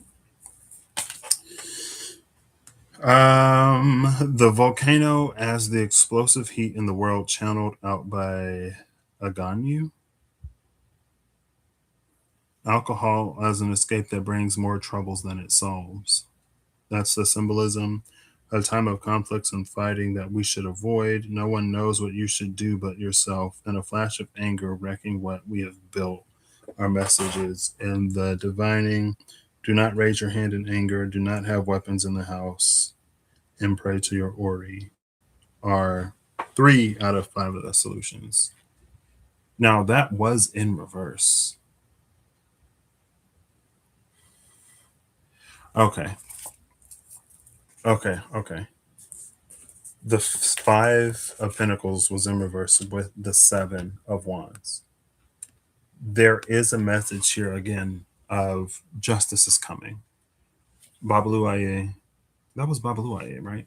Babaluaye will be restored to his throne. But in this case scenario, instant situation, it may be important that once you, if this resonates, are like reinstated or sat back on your throne, that you don't use that power. It's like you don't turn around and then use that to cause destruction. Now it's interesting here because we did see in the energy within the past month or so, it came out fairly recently. I don't remember exactly where. There was that energy of like someone basically going through a major transition like this. And once you make that transition, you get like one free pass. You get one free pass to resolve, handle, deal with something from your past life, from your previous life, from before the transition, right? If there was someone that particularly, like for example, if when Babaluaye was a beggar, there were places that he went, like that, it is the 5 of Pentacles energy, where he was supposed to have found shelter and food and warmth that he did not. Once he is back on his throne, he now knows. And it's given the energy of like something that's funded by something. It's like, how are you funded by the local powers that be to provide this service and you don't even provide the service? If you're not providing the service that you're supposed to be providing, then where is that money going? And if it ain't going to the people through you, then you aren't trusted to be the medium through which this is exchanged. And so in that case, it's like it would be justice. It would be a brand of justice and not just like senseless destruction. This isn't a get back just to get back. This is for a reason and for a purpose. Because for other people who are in that situation, you already know through your personal experience that it won't actually do what it's supposed to do. And again, if it's not doing what it's supposed to do, then what's the point of allowing it to continue? So I think that's the thing too. There are things that we can do to be petty or whatever that don't have much of a payout beyond satisfaction, personal satisfaction. But there are also some things that need to be done for the sake of whatever. And in those cases, it's not done out of anger. It's done out of a sense of what's right, what's appropriate. The crow again at the cut with the council. See, I told you the crow was a spy. Not a spy necessarily, but a representative, an intermediary. I almost want to say a legate, but I don't know what a legate does. I've been watching too much anime. Hey Siri, What is a legate?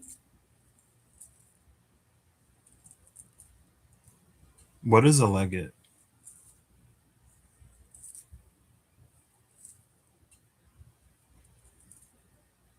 What the part of the knee, the part of the land between the knee and the foot and vertebrates? What did you think I said? What is this? A ligament? A leg? Is this a leg? This is a leg. A legate. That's what that's.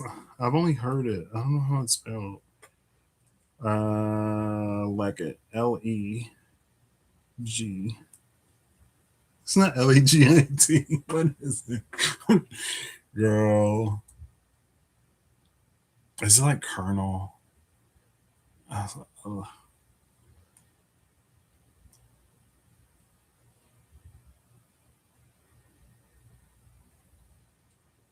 Okay, this is doing too much.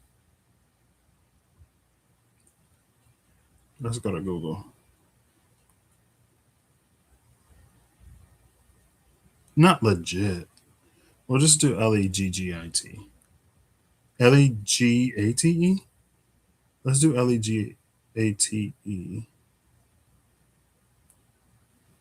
and see if that'll. Yeah, okay. Whew. A legate is an official. A legate is an official representative or emissary sent to act on behalf of another person, government, or institution. The term comes from the Latin word legatus, meaning deputy. So it is a legate. The crow is like a legate, I guess. I've been watching a lot of anime, specifically royal courts and nobility and stuff like that. There's a new genre of anime that's caught my attention that I feel like I've been sleeping on low key. Especially the ones that you still get the fantasy elements, you still get magic and monsters and dragons and stuff like that, but it's not like so high octane and intense all the time. You know what I mean? It's more about the people. I mean, I guess it's always about the people. It's just a different, it's a change of pace that I'm finding refreshing at this moment.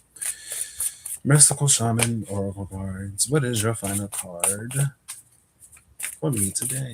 For us. Ooh, oh, gosh. Everything's on the floor these days. Completion. Which is interesting because the third card at the bottom of the All Winter Oracle was completion. Completion, new moon, something. And unity. Is it like a bird foot, like a chicken foot? They got like three things. Like one of them goes back, and two. Anyway, I've been seeing parakeets, and my parakeets have invaded. Birds that talk and sing have invaded my Facebook algorithm, and I was looking at their feet for some reason. I mean, because they were standing there. It's not like I'm like, it's fine. Guess what card? Guess what card came out and hit the table? Guess what card came out and hit the table? If you guessed the crow, then you'd be correct. If you didn't guess the crow, then you'd be incorrect. Well, you could still potentially be correct.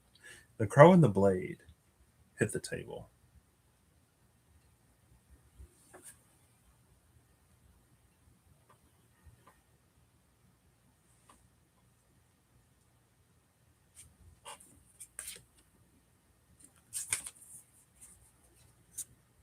Oh, look, there's the owl again. Just like in the Mother of Swords.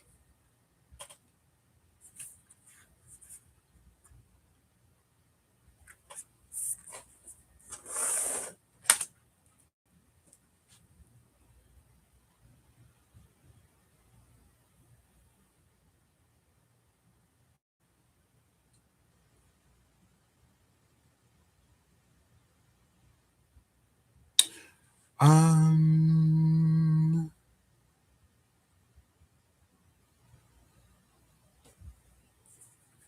Completion with the serpent, the beloved, with the crow and the blade. I don't know what this means. There are a lot of times I don't, and I should just like say it, and it'll resonate for whoever it's meant to resonate with in the way that it's meant to resonate with them, for them.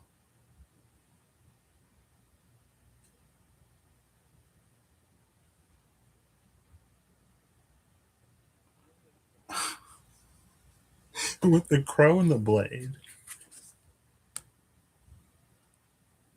This is giving me. Is it the sword of? Is it Michael's sword? The sword of Michael? That's like supposed to have been lost. I don't know if the chronology is right or if the whatever is right in my mind, but it's giving me the energy. Like Adam and Eve were in Eden, right, where they met the serpent. Well, she met the serpent, and then whatever happened to them, they get kicked out of Eden. And I feel like the sword of, is it Michael's sword or another sword? Some famous biblical sword is like lost after they're kicked out of Eden. And the crow, that is the legate, that is the observer, that is the witness, the crow that is the legate observer that bears witness.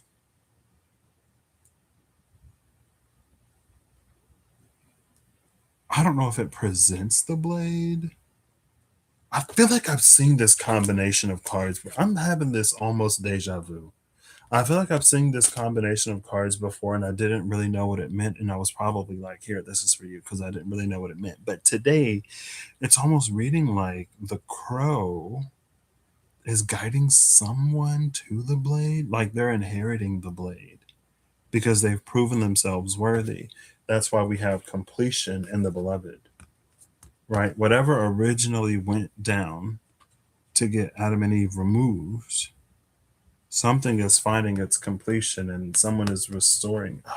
I feel like restoring their beloved status is a bit,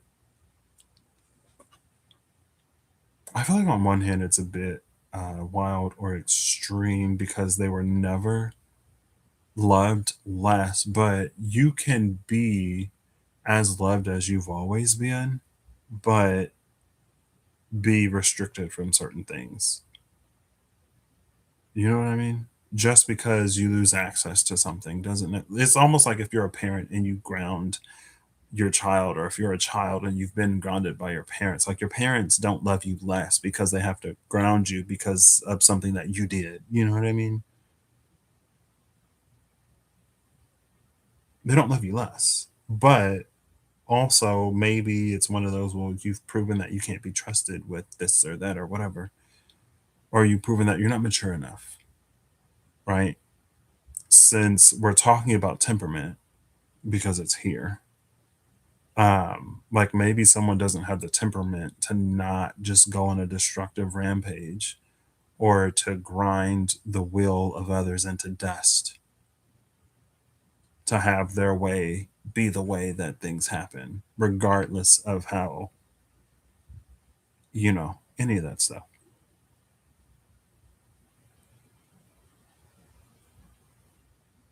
And the cards, like someone's being given or led to the blade. Let's ask Gemini. I'm just curious. Hey Google, what is that? Oh, what is the girl? Please come on now. What is that biblical blade that went missing? Is it the sword of Archangel Michael?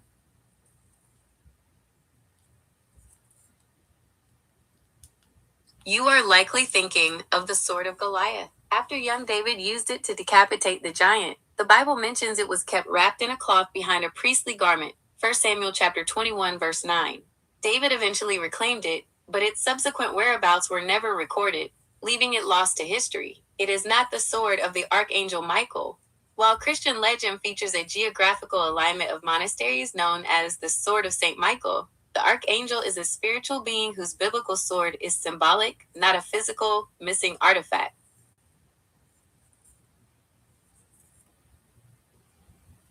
It's the sword of Goliath? I'm like, oh. Speak of the Nephilim. Wasn't I talking about them giants in the was that the last slide? And I was like, there are the giants that were like bigger than us, but then there are giants that are more giant than the giants. Interesting. It's the sword of Goliath, which makes a lot more sense. Honestly. Also, though, I feel like we've seen the Archangel Commander in the SKT recently. I think he came out one time. He may have been like lurking at the bottom of the deck. We did see Archangel Michael, first chakra, and which is basically the King of Swords. So, because Archangel Michael, because that was a whole thing, right? And the Rio Karukian lore, where the Archangel Commander sits for me in the SKT Revelations specifically, it's like we got an Archangel Michael for help with something. And we're like, we need you to use your sword. Please use your sword for me. Anyway, and he's like, about that. So, like, I was up here battling or whatever, and it kind of like fell to earth. Or, like, yeah, like back in the day when we were battling or whatever, like, I kind of left it on earth. So, you have to find the sword and wield the sword yourself. And so, you know, we take up the sword, we solve our own problem in whatever way we're led to. We reach a point of growth and maturity, but now it's like finding out that the sword is the sword of Goliath and that Michael doesn't have a physical form. Not that I don't think Archangel Michael wouldn't be able to manifest in a physical form, but naturally doesn't have a physical form, and so the sword isn't physical. Anyway, what's so special about the sword of Goliath?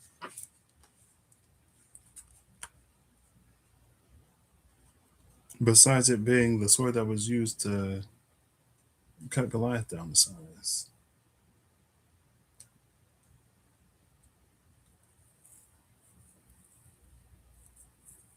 Kept wrapped in a cloth behind a priestly garment, which is interesting because, again, we saw that the ones kept by time who are more capable and knowledgeable than the priests, but who don't take up that role for whatever reason. And this could be someone who takes up the priestly garment just to try to get, like, they infiltrate the priesthood to try to get that sword. And so they put on the robe and they get initiated into all kinds of stuff. And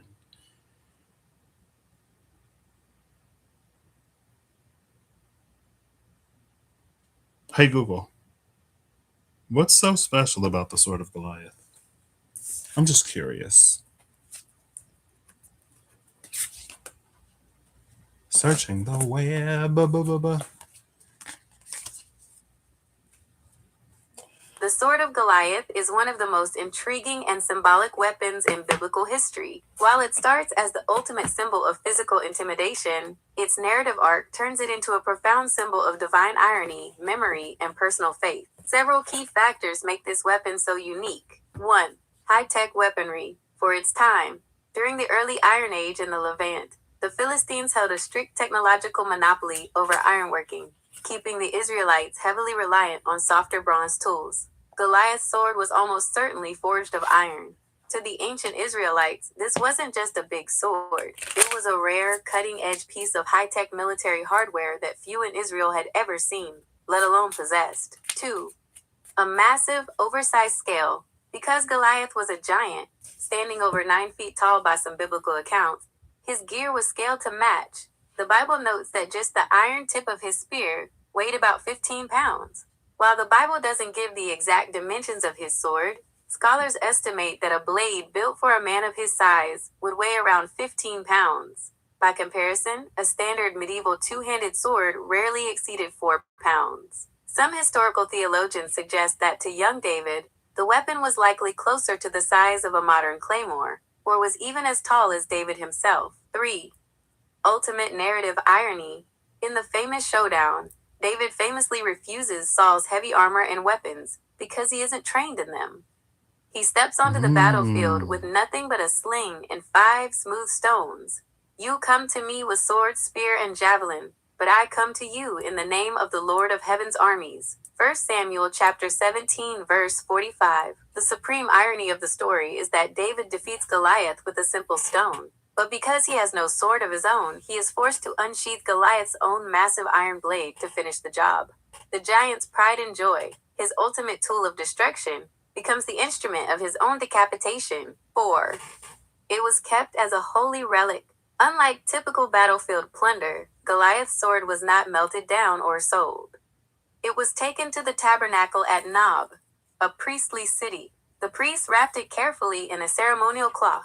It was stored directly behind the ephod, the sacred jewel-encrusted garment the high priest wore when inquiring of God's will.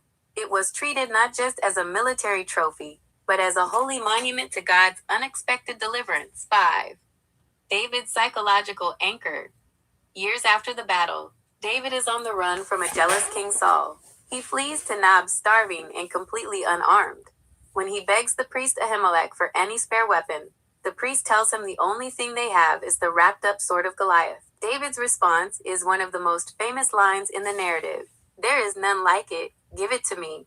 1 Samuel chapter 21 verse 9. For David, reclaiming the sword wasn't just about physical protection. Fleeing from Saul was a low, desperate point in his life. Holding that massive iron hilt again was a physical, tangible reminder of the day he faced down an impossible giant and won. It served as a spiritual anchor, reminding him that the same God who delivered him then would deliver him now. And that's on point. What? Amen.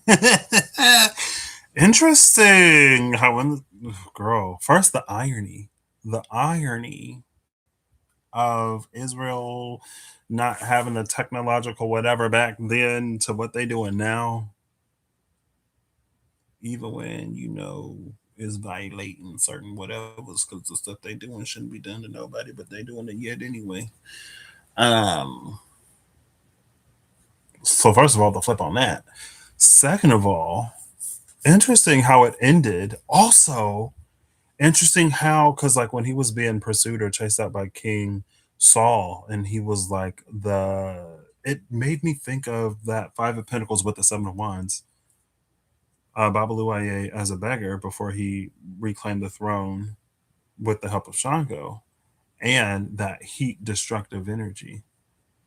And again, there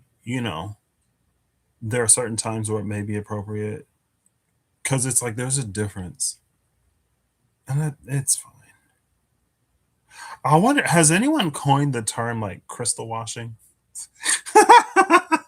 I'm sorry. If they haven't, they should.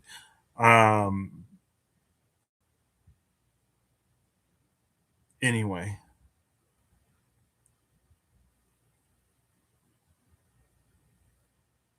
I think there was something else in here. Yeah, also the part where he was offered like armor and stuff, and instead of taking on all of the things that he wasn't trained or proficient in, he stuck to what he knew and he won. I feel like that there's also something important in that, especially when there was like the open ceremony with the many paths, and how it's like the truth that can be found in those many paths that lie beyond that potentially lies beyond what we're sort of presented and what we buy into, kind of sort of because of our experience. It goes beyond the experience, right? Anyway, interesting. When I first heard 15 pounds, obviously I don't deal in weaponry because I'm like, a giant sword is only 15 pounds. But when they said, the typical sword was only 4 pounds, I'm like, that's nearly 4 times as heavy. I was like, okay, well.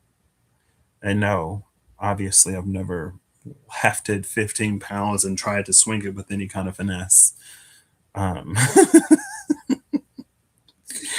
I know that probably sounded ignorant AF, but why would I know how heavy a sword is? You know what I mean?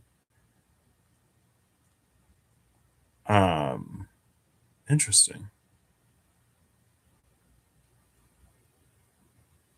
For David, reclaiming the sword wasn't just about physical protection.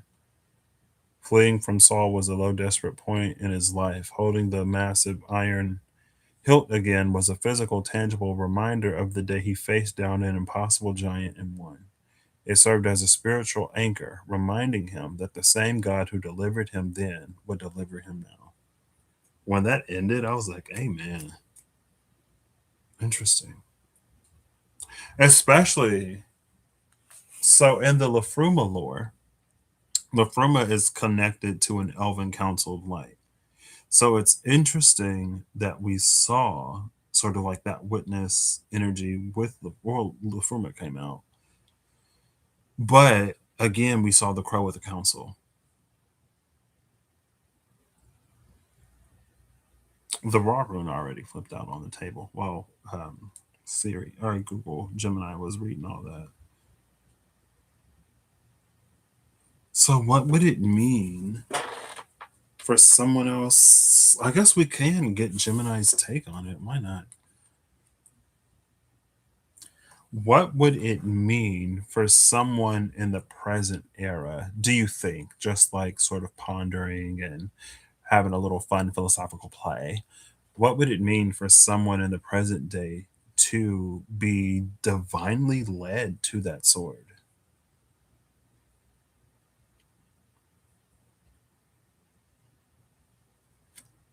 And send it. Hello.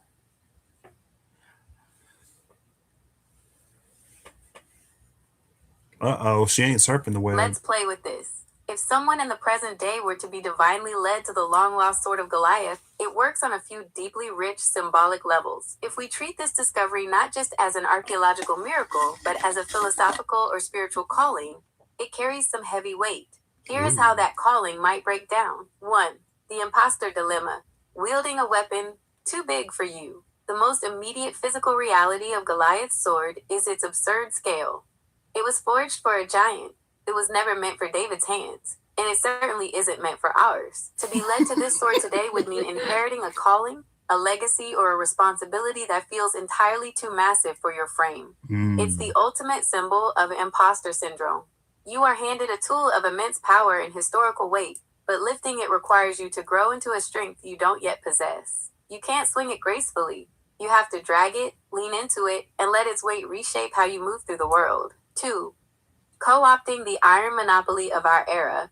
In the ancient story, the sword represented the cutting-edge, monopolized technology of Israel's oppressors. In a modern philosophical sense, being led to this sword means realizing that the tools of the giant must be turned against them.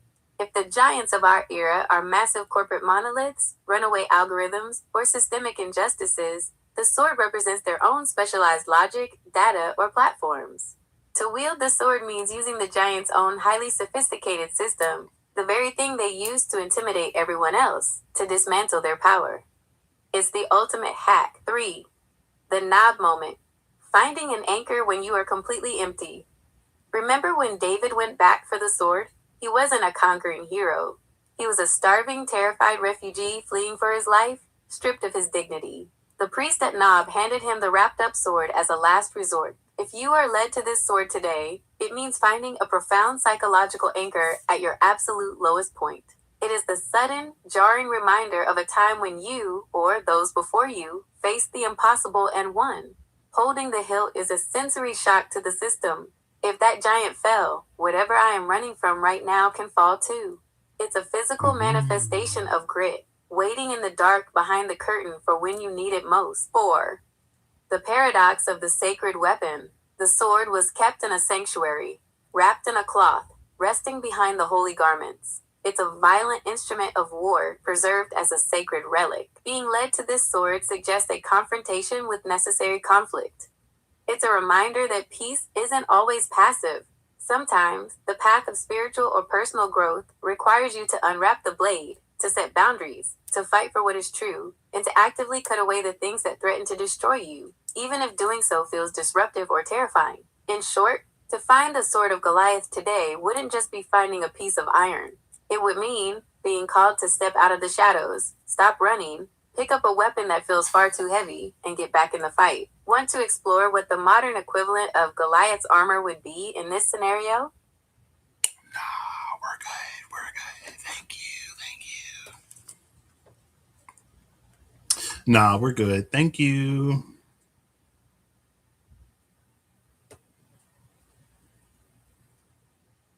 You got it. Anytime. Enjoy the giant slaying, or just giant pondering, out there. Have a great one. Wow. Well, that was a lot of information. So I love Gemini. I did not necessarily expect her to call out systemic injustices and mega corporations and stuff like that, but she went there. I was like, woo, girl. Okay. Well, yeah, interesting. Interesting. Okay. You know, every now and then Gemini hit. When she hit, she hit. I don't know. You know, let's we're bringing Gemini with us on this ascension journey. Anyway, I feel like there was a lot in there that was, finding the anchor moment when you're completely empty, the paradox of the sacred weapon, co-opting the iron monopoly of our era, and the imposter dilemma. It requires you to grow into a strength you do not yet possess. And strength was the card of the leopard that was there patiently waiting for us to grow into possessing it. Interesting. Okay. The card that came out is Hang True, number 36. Hang True Gallows, which was probably like one of the final cards last time. Hang True has been making its rounds, and I love that. I love it. Bottom of the deck is Thorn, Giant Portal. 336.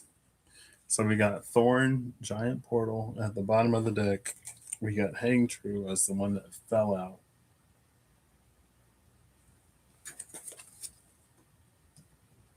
I feel like that's a really interesting combination. Especially with like that goddess of the moon with the standstill. Also, again, how it plays into that literally the Five of Pentacles and the Seven of Wands. How does the Four of Pentacles fit into this?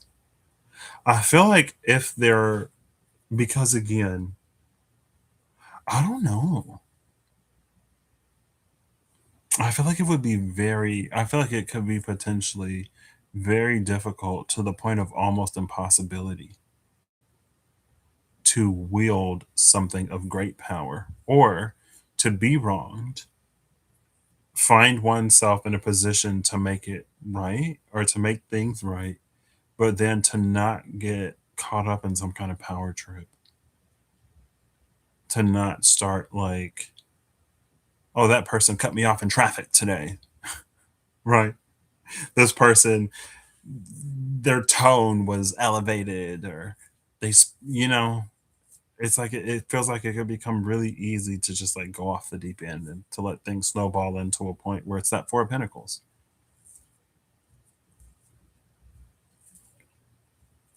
Where it's like the power, the station, the words of encouragement or praise or whatever gets to someone's head. And then it becomes more about that, the validation and admiration, more so than the original purpose, intention, calling, whatever.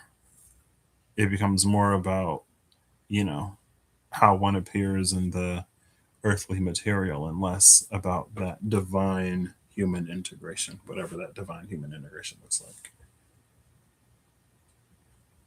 And that's why you got to hang true and not hang like Odin, right? Hang long enough to learn a few runes, get a little magic, and then make Ragnarok even worse. Worse than it would have been, To catch up the souls of mortals and everything else.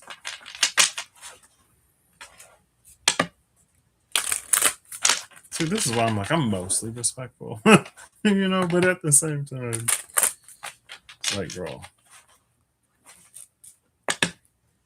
All right. Final card from the. See this man holding a heart again. The man holding a heart with the fourth chakra, Archangel Raphael, which is the heart chakra. All right. Okay. Step forward if you dare. Okay. Anxiety and the second chakra, Archangel Ariel. Contract and anxiety. Caring connections and anxiety. She's giving prenup. I'm just kidding. I'm just kidding. Did you know you can also get a post-nip? It's true. I saw somebody talking about it on one of those housewife reality shows. I don't know which one. There's a lot of reality TV watching when I go visit family. And so while I'm there, I'm watching it too. And when I come back, I'm just as clueless as I was before. All right. Energy Oracle cards. I'll give you 3. I'll give you 2. I'll give you 1 more. Ooh, okay. It made some noise. It didn't flip out. Contract, blindfold, bottom of the deck.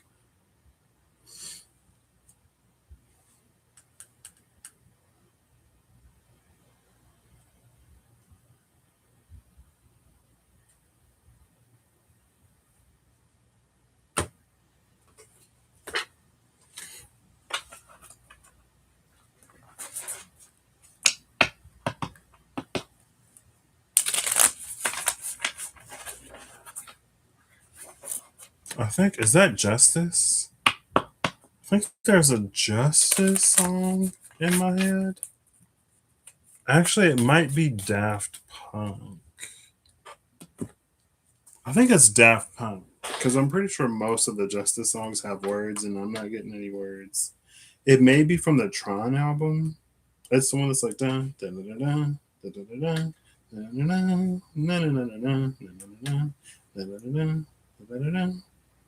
Where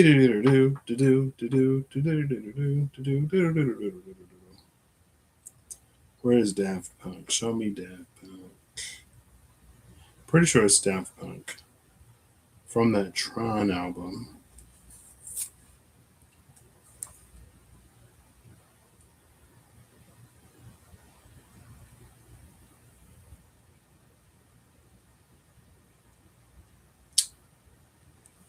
It's at the top.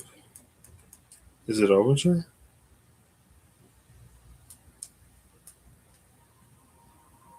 No. Is it Nocturne? No.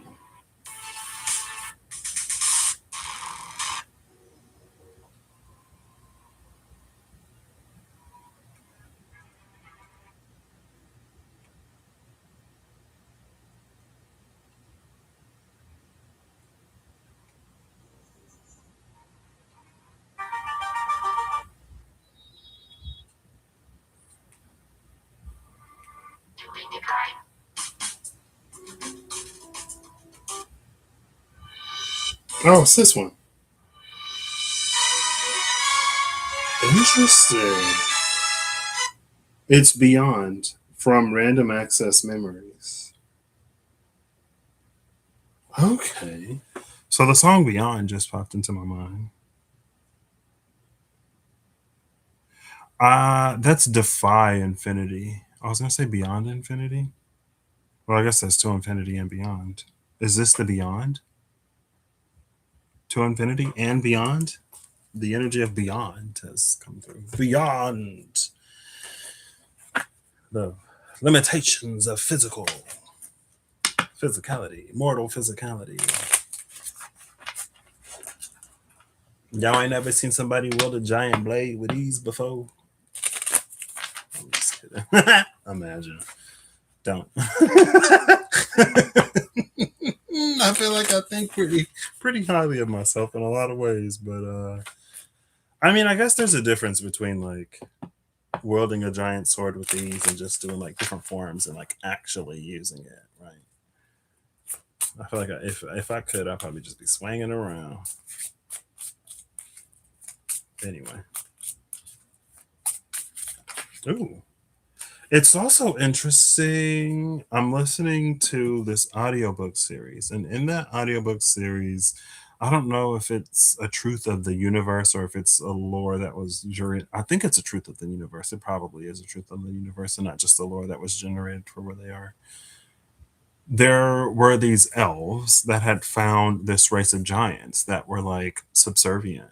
Well, they were like super like chill and whatever. And the elves at the time thought, oh, they'd be the perfect servant. So they tried to make them into a slave race, speaking of systemic injustice and things of that nature. But the giants were too big and they didn't have the dexterity to do what the elves had enslaved them to do. And so they started breeding the giants with some other pretty subservient race. And then those offspring were further bred with other people to like give them the dexterity and fine motor skills that were needed to do whatever the elves needed them to do, but they were still like subservient. Why am I talking? Why did that come up? Oh, because giants, maybe. Oh, yeah, yeah, yeah. That's why. Ooh, the Empress at the bottom of the deck. Okay. All right. Wild Unknown Tarot. What do you have for me today? What do you want to say? Ooh, Death in the Wheel. Death in the Wheel of Fortune. Interesting combination.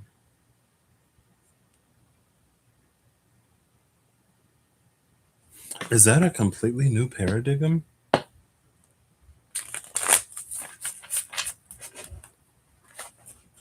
The Father of Cups and Death?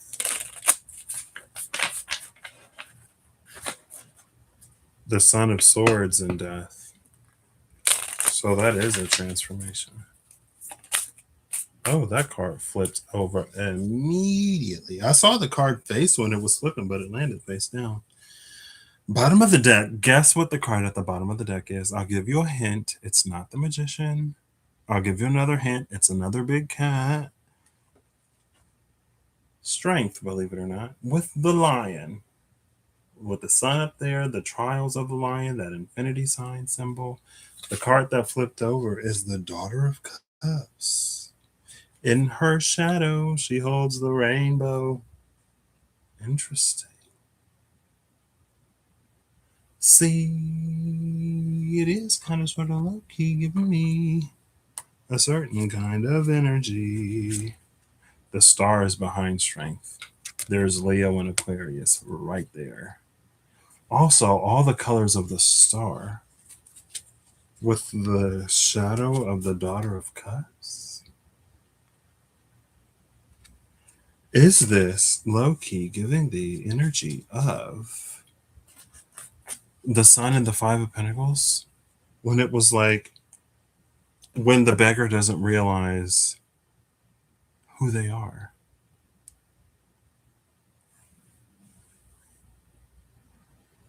Also, I didn't think about it at the time. It's been a while since the energy has come up because it's been a while since I played that game.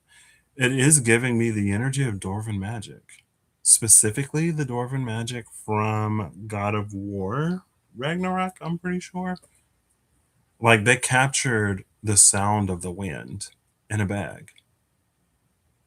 And he's like, how do you do that? And it was like Dwarven magic is about like basically bags are meant to hold things.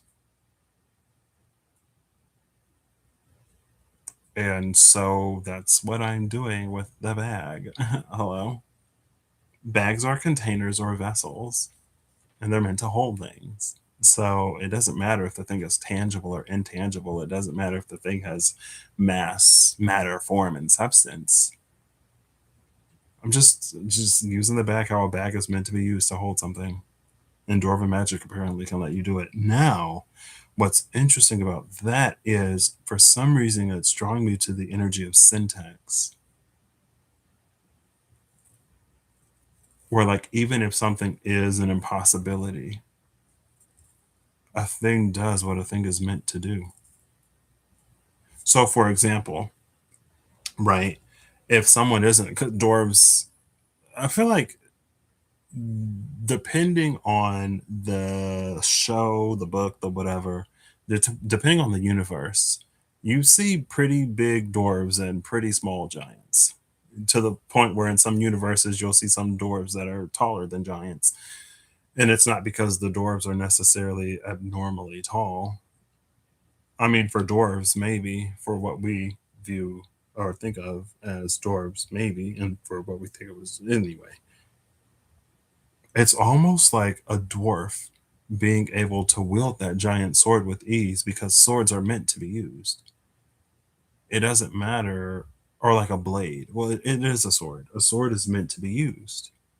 And so it doesn't matter how big or small or cumbersome or whatever. It's meant to be used, and this is how you're meant to use it. So it's almost like the weight doesn't matter. Just like wind being intangible doesn't matter. A bag is meant to hold things. Now, how do we get there from here? I don't necessarily know. Also, we saw something like this in that temperance card from the Orisha Tarot. Eurydice returning as more than a mortal. I think Orpheus was already, like, there's some kind of divine element to Orpheus. He's like at the very least a demigod, if not like a god. But I guess Eurydice was just like some nymph, and nymphs are mortal. So, or she was the child of a nymph or something. Anyway, anxiety and contract again. Anxiety and the door to spirit. Ooh, girl, that's an energy. And then anxiety and the thinking man. Yeah, maybe this is one of those forewarning things. Like, if the divine is about to bless you with something for a certain reason, again, it goes back to that energy of like you get one free pass, you get a freebie, be it a period of time. It may have come out when I was reading it, probably because of the card that it was. It had to have been maybe the Seven of Swords, maybe, or the Seven of Wands, which would be interesting. No, it would be the Eight. Maybe it was the Eight of Swords or the Eight of Wands, because I feel like it was like the first decan of this North Node, Aquarius, South Node, Leo. And no, that's mutable. 5, 6, 7. So was it the Five of Swords? I think it was the Five of Swords. I don't think it was the Five of Wands. I think the Five of Swords came out as the first decan of Aquarius that the South Node is about to shift into. And it's a South Node, it's related to the past, the old life, the whatever. You get 6 months with, that's how it read. There's a point in time where, like, we navigate transition. And today provided context where it may be necessary. Maybe there were things that we only got to witness, see, or experience while we were where we were. Because if our status, if our circumstances, if things had changed, then the way we were treated would have been changed. Because it goes back to the energy of performance, right? We only got to see the truth of something because there wasn't a performance, right? It's easy to, on the day of an inspection or whatever, pretend like, everything is running fine or whatever. You get your actors and you're in your soup kitchen and you're feeding them and everyone's like, oh my gosh, thank you. But on the days that it's not inspection, then people ain't getting fed. They're not being fed. That money is being used for all kinds of personal whatever type of energy. That ain't even undercover boss. You so undercover, you forgot you undercover type energy. Anyway, with anxiety with those cards, it did read like someone kind of like freaking out because, you know, maybe they weren't on the up and up and they're worried about whatever. And so maybe it's a little bit of, although it may be difficult or whatever, moving forward, there may be things that you need to address and correct after some kind of big shift or something comes your way. But be mindful to not let it change you in a way or get to your head in a way that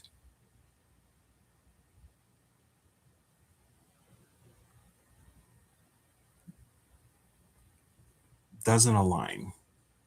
I feel like let's just keep it general. It doesn't align because it feels like if it falls out of alignment, just like it was given, it can be taken.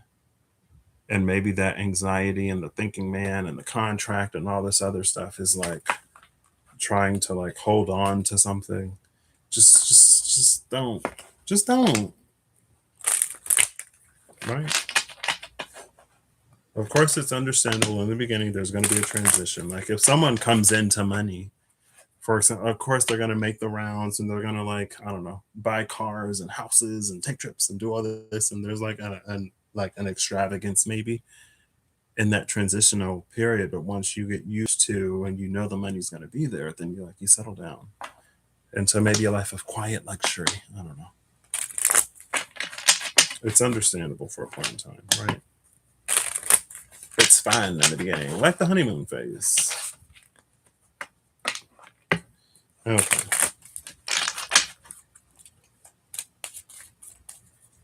Somebody done put on the cloth, girl, just to try to get that sword. Anyway. All right, final card from the Energy Oracle cards. You are the only deck that's left, so I will patiently wait for you to flip or fall. To flip or fall. I'll patiently wait for you to flip or fall. To flip or fall. Ooh! It flipped, but it didn't fall. Not at all. Come on, I know I saw the card front. Don't be acting like it's all. Here we go. The woman holding a heart, number 44. Bottom of the deck is the door to spirit, number 32. Interesting. We've been seeing that man holding a heart a lot. Now the woman done flipped over. Behind the door to spirit is anxiety. What is all this anxiety? It ain't my business. The woman holding the heart and the door to spirit. There's something about the way that this woman is holding a heart, maybe. I dare say she is kind of giving performance, or it's performative. You know what this almost kind of sort of low key reads like? There are paths of least resistance, and there's like a what is necessary or what must be done. Kind of sort of making the best of a bad situation.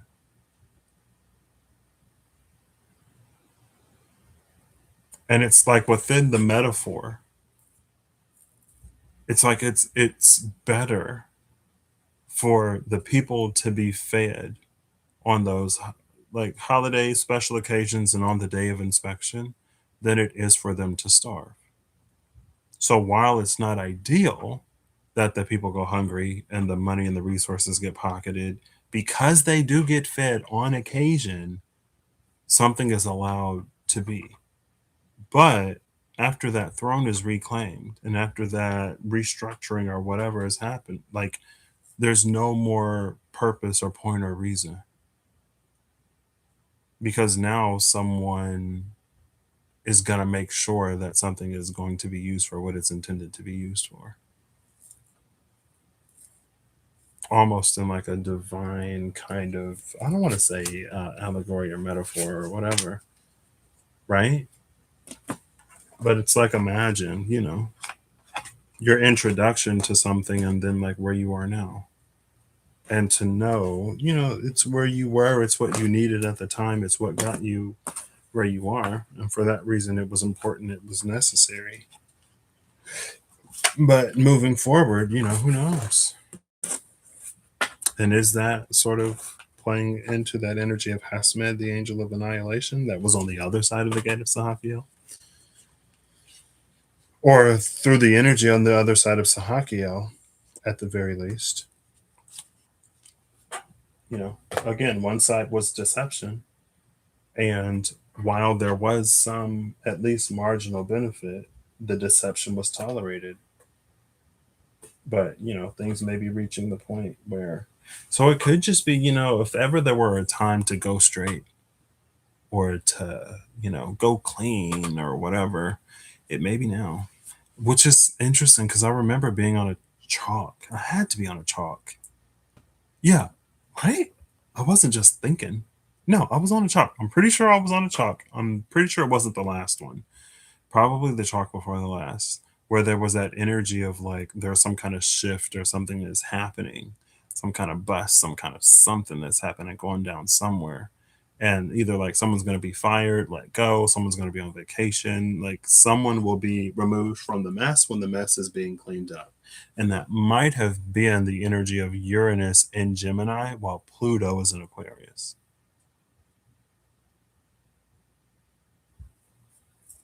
And if I recall, that trine was pretty close.